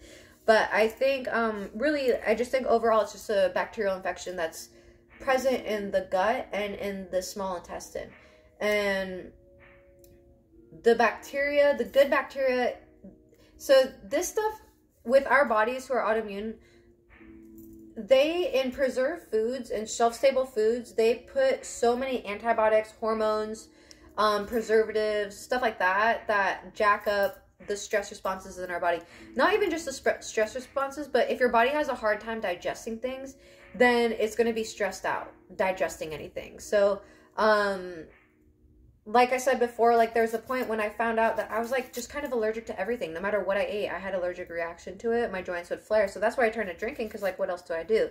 But now I know what it is. I know I lacked severely probiotics and fiber. And I was eating too much sugar, too much carbs, which converted to sugar in my diet, in my body. And that fed the bacteria, the bad bacteria in my body.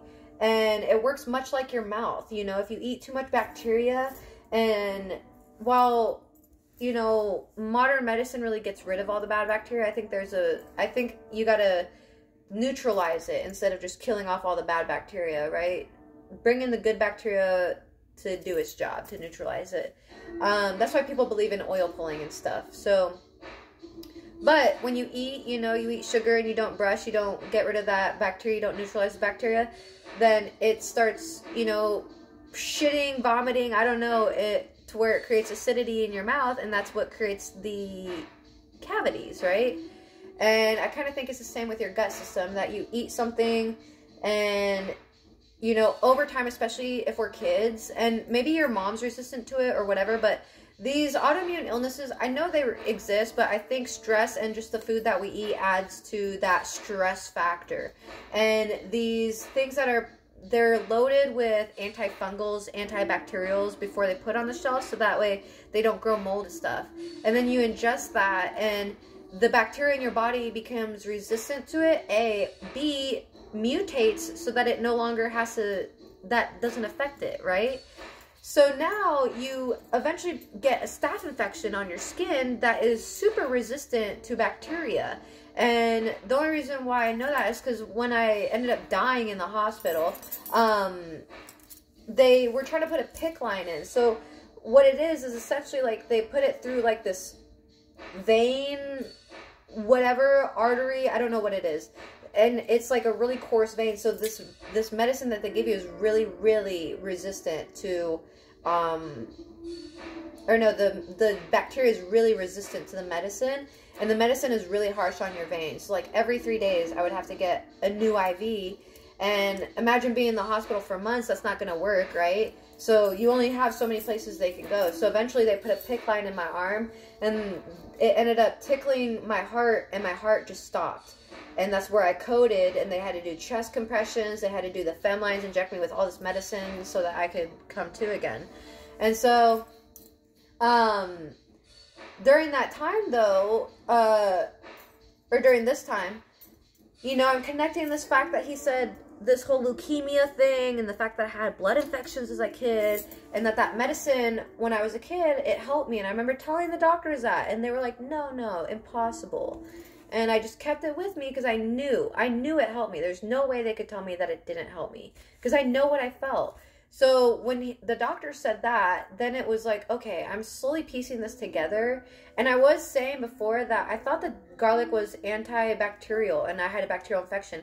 And so I told him that, and I had my finger like this, and he was like laughing at me like, no. And he's like, we don't know how many carrots you need to eat to, you know, feel better. And I'm like, first off, you don't eat carrots for arthritis, idiot. But that was a very insightful thing for me to see that the holistic world he doesn't know anything about, right? So that's where I think using both to the advantage is okay. Like, you don't have to purely rely on one or purely rely on the other. You can use both, you know?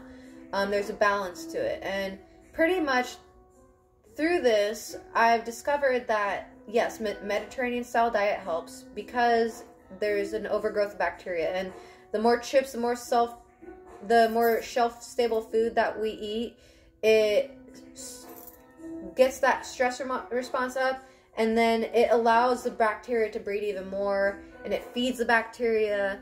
And essentially what I did, I went on a cleanse. I did a parasite cleanse, like I said, last November. And I did it for 3 days, and then I stopped, and then I continued it after a week. No, 2 weeks, and then I did it for like the whole week. And then I stopped, and then I continued it for the month.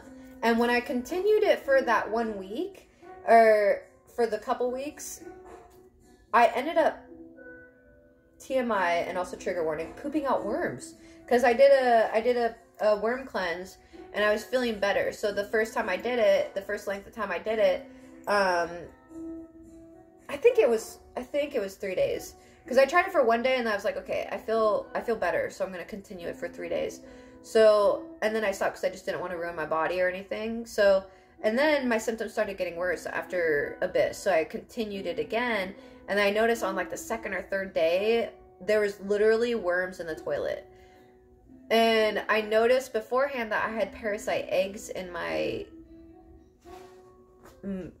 bowel movements. And at first I thought, oh, those are just like, you know, undigested pieces of Pringles, because I was eating a lot of Pringles then.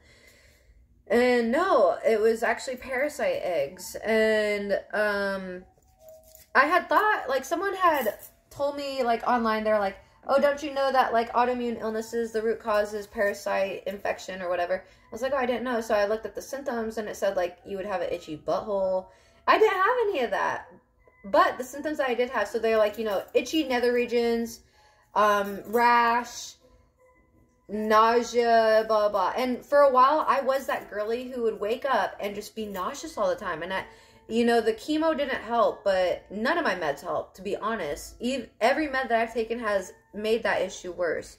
So I'd always wake up really nauseous and puke. And so, at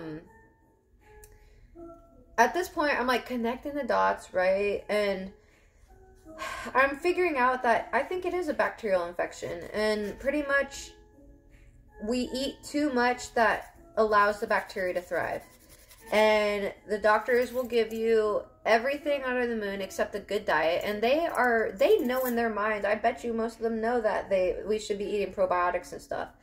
And I know it sounds too loony to be that simple. And some people are like, oh, I could never give up, you know, I could never give up sugar.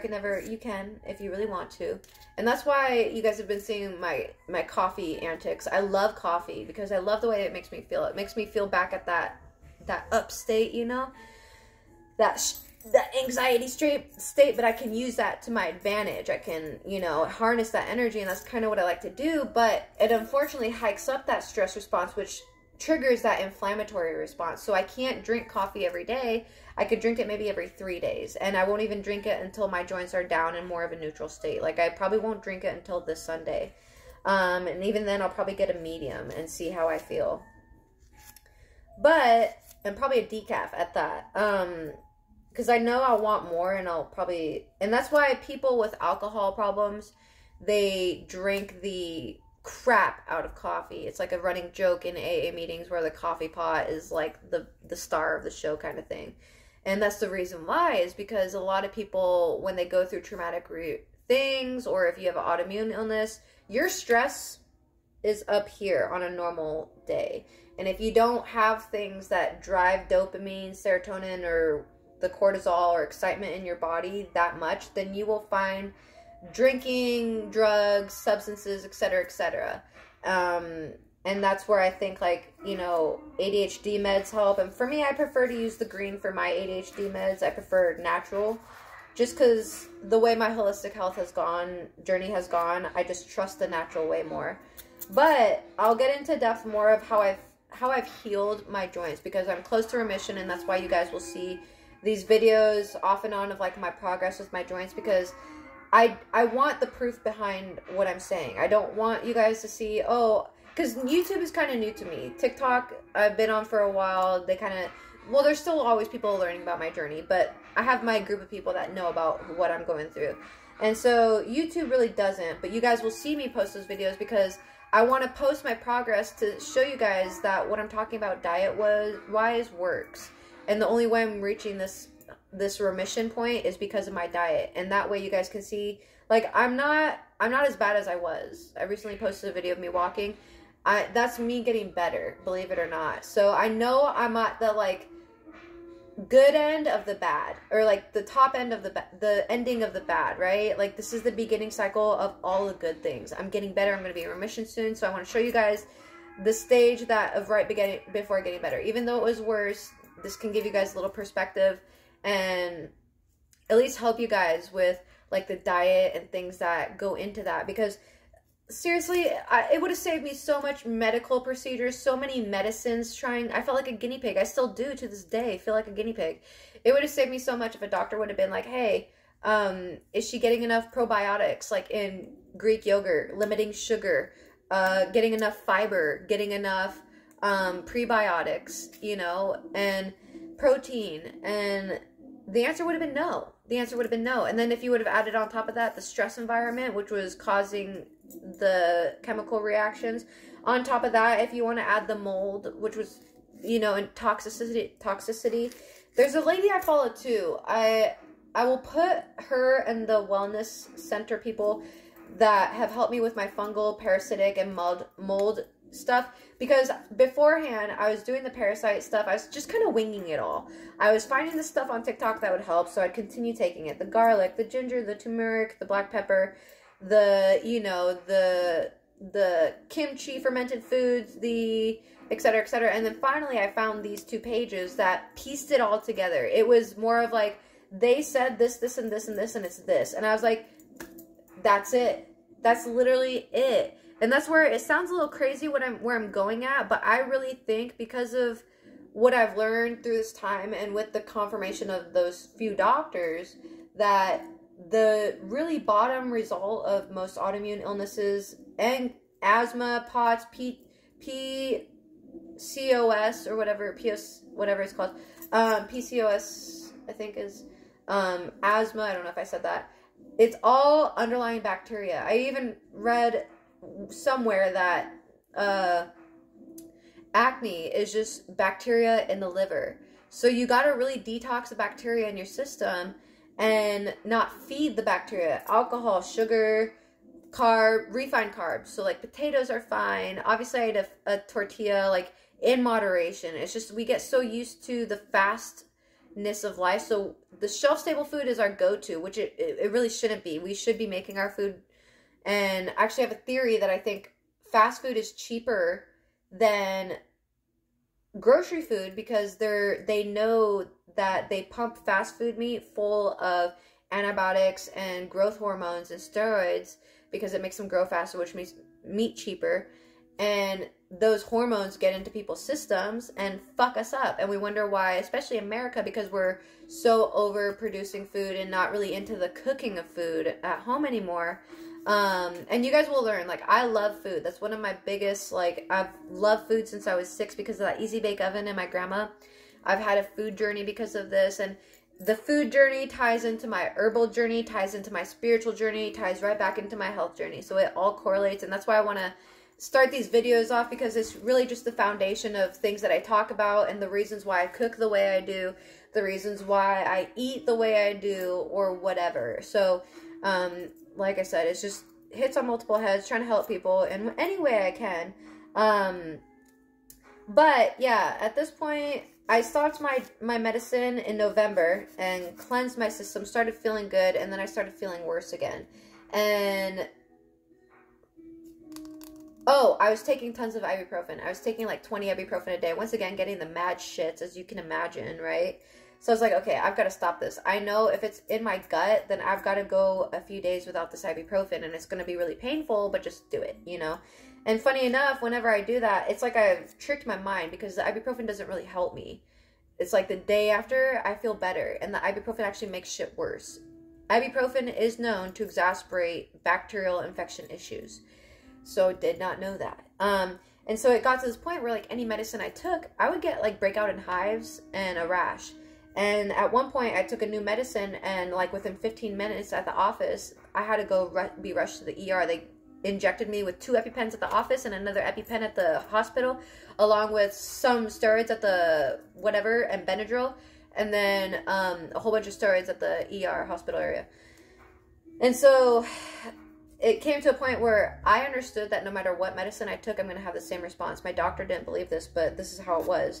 And so I knew it was bacterial, even though he didn't think it was bacterial, because I showed him that marble-sized inflammation, and I was like, I think it's a bacterial infection. And then I came in the next visit. I was like, see, it's gone. And he's like, yeah, I know, it's a bacterial infection. And I was like, okay, that's weird, but okay, it was. Like, glad you're agreeing.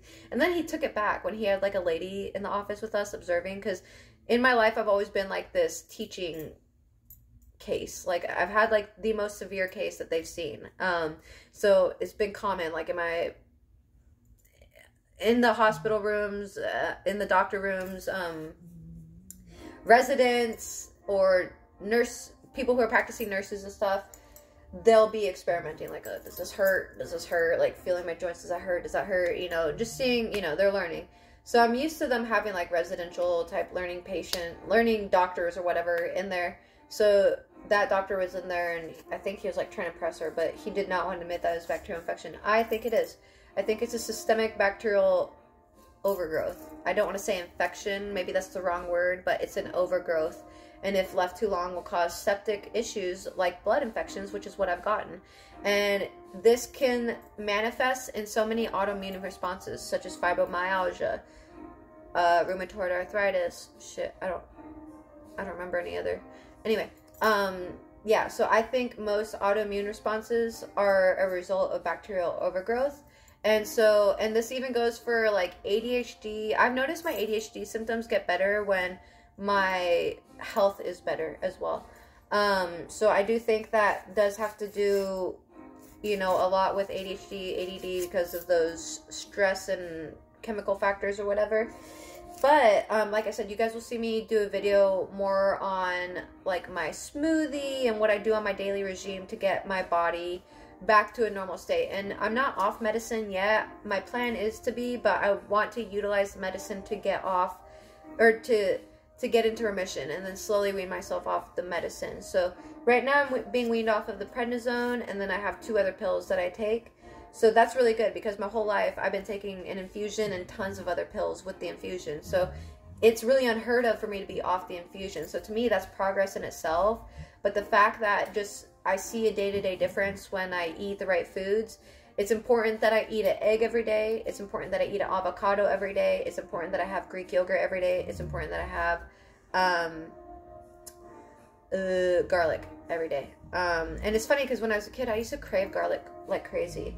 But when I remember the one time I was in remission, I ate a lot of garlic. I ate a lot of homemade pasta sauce with garlic in it. And I ate a lot of, like, I mean a lot. Like, when you ask for 3 cloves, I'm doing like 14. So I loved garlic. Shredder's running again in his sleep. But he must be trekking along the Lord of the Rings journey, because he's trotting away. He's doing like a steady gallop. It's so cute. Anyway, yeah, so at this point, I've found, I'm not yet in remission, but you guys are catching me right at the end of being at the really bad stage and like the beginning of the really good stage. So that's why I want to show you guys like kind of what it looks like, you know, to have an autoimmune illness. And it looks different from person to person. Someone can have rheumatoid arthritis and they could walk just perfectly fine. Usually I'm the youngest in the office, and it's been that way my whole life. They've never really had patients that have it this severe, and if they do, there's like maybe one other, and it's like, you know, 0.1% kind of shit going on. So now that I know, it's really down to what you eat. It's more controllable and it's easy to control, and it's not easy because sugar is very addictive. It drives the same chemical reaction in your brain that cocaine does. So that's why we really got to be careful with sugar in our diets, which is so hilarious because America is like a Christian nation, right? And we're based on Christianity, which is like not to be gluttonous in the Christian world, right? And for that, we are a very gluttonous nation, right? Very funny. But yeah, so that's my illness journey. And it's still ongoing, but I want to give you guys the preface of it. It was nonstop torture growing up. I'm not going to lie. It really sucked. I remember when I came home from the hospital after that time in the high school hospital time, coming home with like staples up and down my leg. I literally had like a muscle sitting across my foot because it had damaged the bone and muscle so bad. I have like tons of skin graft marks and tons of muscle biopsy marks and muscle graft marks, or whatever you want to call it. Tons of crap. And it's been a journey. That's all I can say. But what I love most about it is that it's been a learning journey for myself, and I've really, really learned from it. And now I can use this good information that I know works because it worked with myself, so I know it's going to work with at least 2 other people.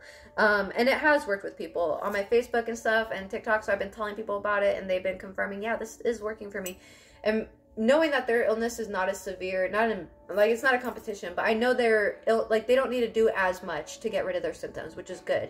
So for me, I have to be so strict about this. But for some people, it might just be taking in probiotics and a little more fiber in your diet. As a matter of fact, Activia has a great probiotic drinkable yogurt.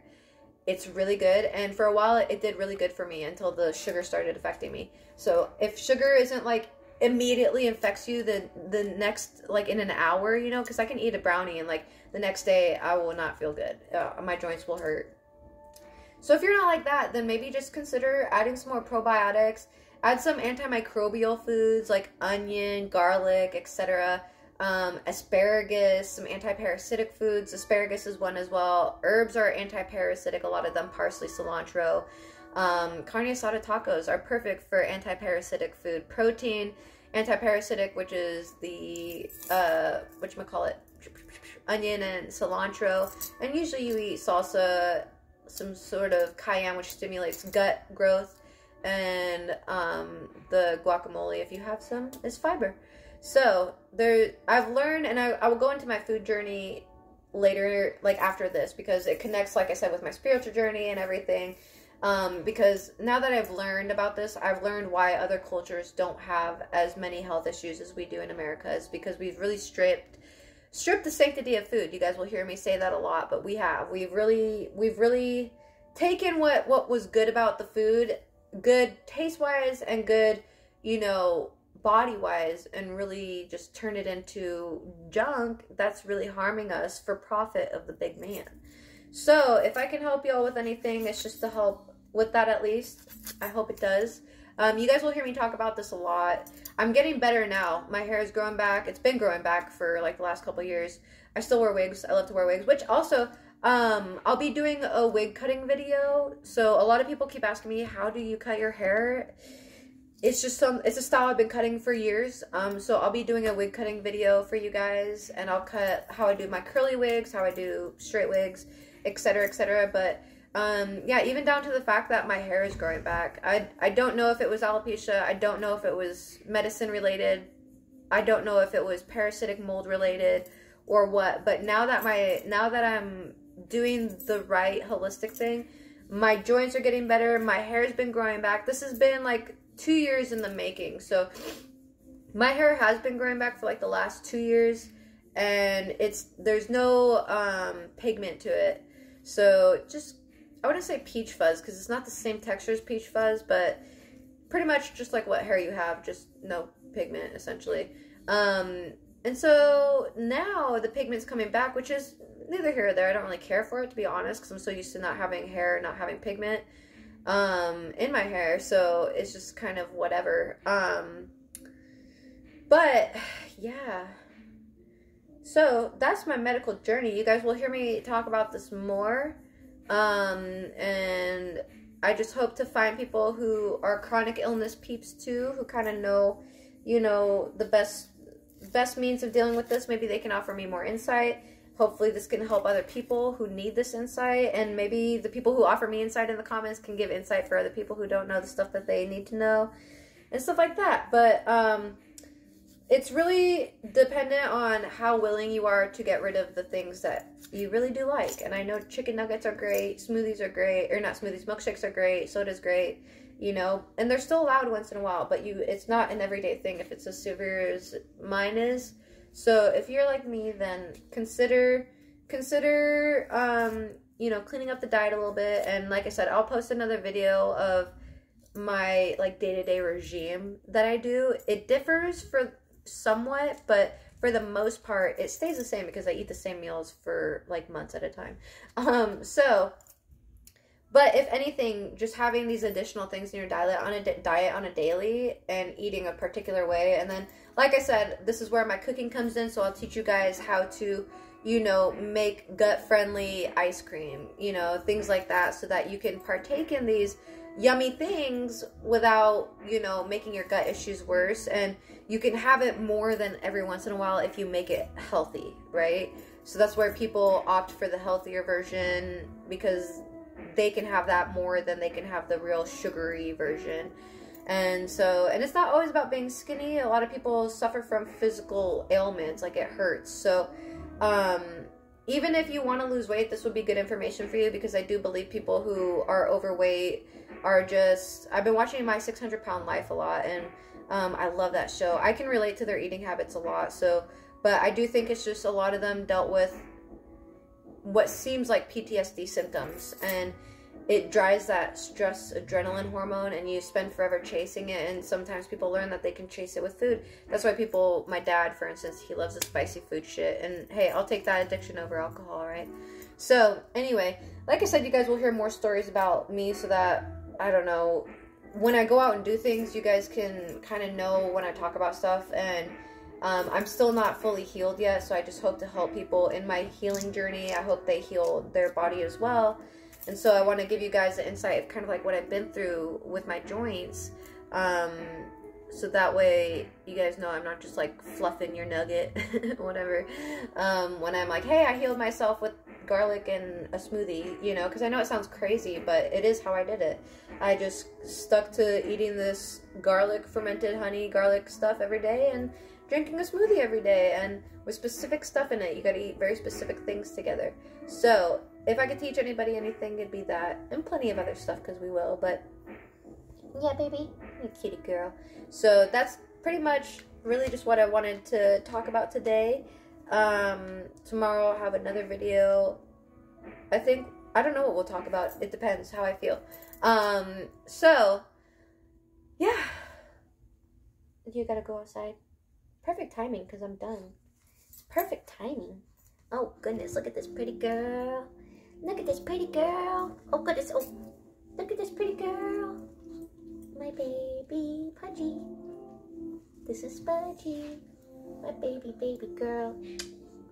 She's got a lumpectomy this month, so I've got to bust my ass extra hard this month, because I got to make sure she gets that taken care of. Right. I wanted to get it taken care of in July, but I really needed a break so that I could implement things this month to my best ability. Blah, sorry. Hanging out with my dogs is my favorite thing to do. This is what keeps my stress down. And this is kind of why I live the lifestyle that I do, is because I actually recognized when I was dating some abusive guys that when we would fight, my joints would feel worse. So I just, after a while, I couldn't participate in the fights. They would try to fight with me, and I would just be like, for my sake, I can't do this, you know. I would say that mentally. I wouldn't say anything to them, which would piss them off. I didn't know that till that happened. But, so now my lifestyle literally revolves around my joints. It's why I do social media, because it's the only way I can make money while making sure my joints are in a healthy spot, or getting to a healthy spot, right?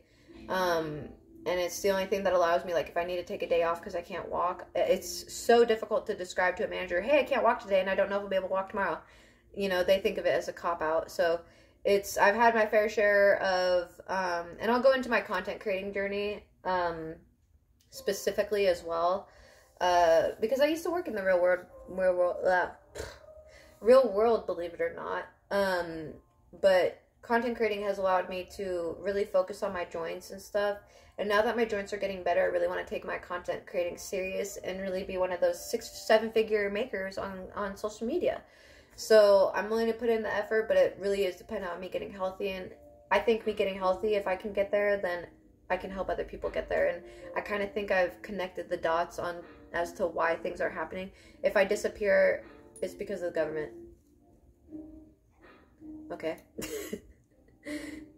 I will never get rid of my life until my dogs are gone. Okay. And if the government's listening, please don't get rid of my dogs. Just tell me to take down the video if you want me to. But yeah, that's how you can make sure your body stays healthy, is just making sure you get enough probiotics and prebiotics. In the book that I love reading, I talk about it a lot. It's called Nourishing Traditions. And one thing that I read that was very interesting is, and I think I said this in one of my videos, is back in the day, like, mustard is very healing for your gut. And mustard and ketchup actually used to be fermented, which is really good for your gut. Fermented foods add, like, natural probiotics, which are good bacteria. And that's good for your system. So kimchi, sauerkraut, full of probiotics. Sauerkraut, as long as it's in the fridge section. If it's canned, it's killed all the good bacteria. And a lot of yogurt, like Yoplait and stuff, it mostly doesn't have probiotics in it. So you're better off just getting plain Greek yogurt. Making sure it says it has live cultures on the side. Make sure it says that.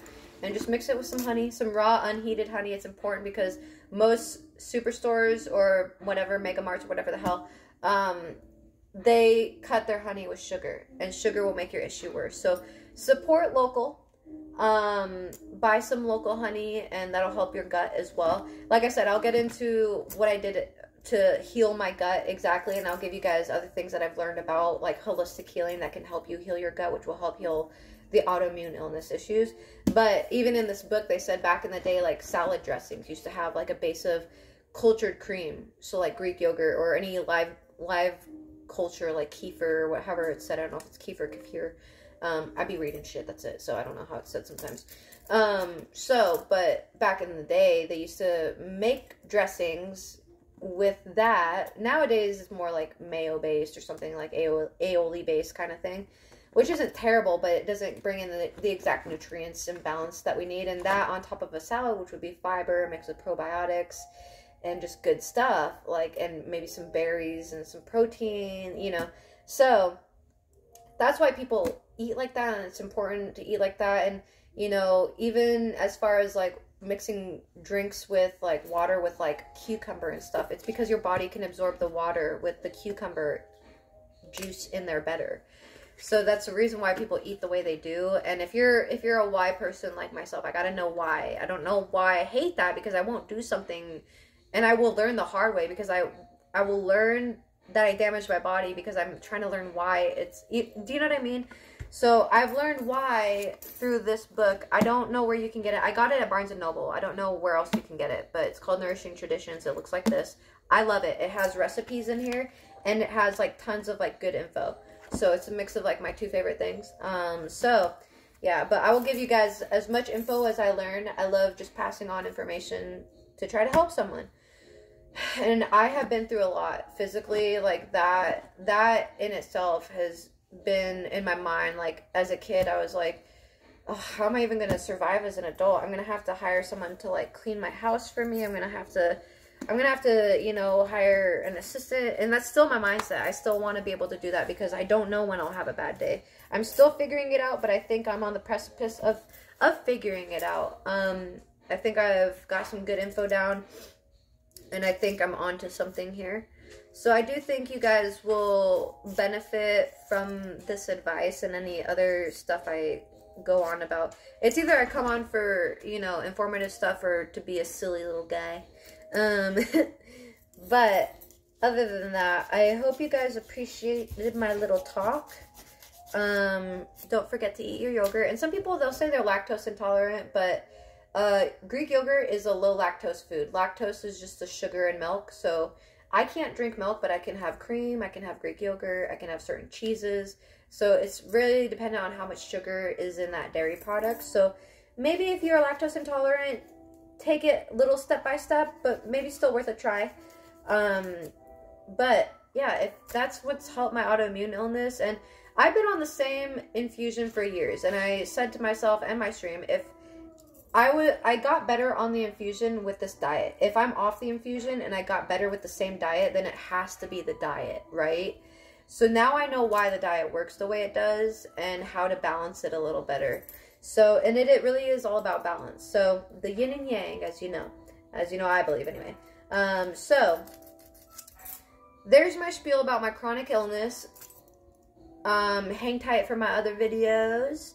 But yeah, I don't know which one will be next. I think it might be my content creating journey will be next. That one will be a shorter one, but I think it's very insightful because I've figured out how to blow up on platforms pretty easy, and I think I can once again pass along that knowledge to anyone who knows. Even if you don't want to put your face on the platform, you can still make money. Tons of money. So I'm here to help you guys with that, because if you have an autoimmune illness like me, you know that the real world does not cater to you. Real jobs do not cater to you. So learning how to make a space for yourself is really the best thing for you, I believe. So learning how to make money when even you're sick is going to be your advantage point, right? So I'm happy to help other autoimmune, chronic illness baddies, boy, girl, they, thems, whatever, get that way, because if I can do it, you can do it. Now, I'm not at the top of content creators. I'm still like, so last year during this time, my OF got shut down. When I had OF originally, I wasn't doing TikTok or anything, but I was making, my good months were like 6, 7, 8K. I think the most I made was 8K. Now, I mean, my rent is about $2,500. So at minimum, I have the roof over my head, right? But I have my OF back, I have my Patreon, I have all of this stuff set up, and my health is getting better, so I'm ready to go at it because I've had enough time while I was sick to really sit here and strategize. So now that I'm getting healthier, I'm ready to just blow out the gate, you know? So I'm ready to go, so you guys will get another video tomorrow, probably about my content creating journey, and then following up with my food kind of journey, and they always come with a few theories, you know? So I appreciate you guys for listening. Thanks for hanging out. I love y'all. Don't forget to eat and hydrate. Maybe eat a little yogurt today. My puppies have to go outside. You have to go outside. This little munchkin. Anyway, thanks for those who've been subscribing to my platforms. Thank you for the donations. I've been getting some great donations lately. It's the only reason why I have a freaking roof over my head. So thank you so much. And I hope you guys have a good rest of your day. Take care of yourselves because it's warm out. But just know you're wonderful. You're amazing. Stay fabulous. Okay, I love you guys. Like, subscribe, share, whatever. Bye-bye.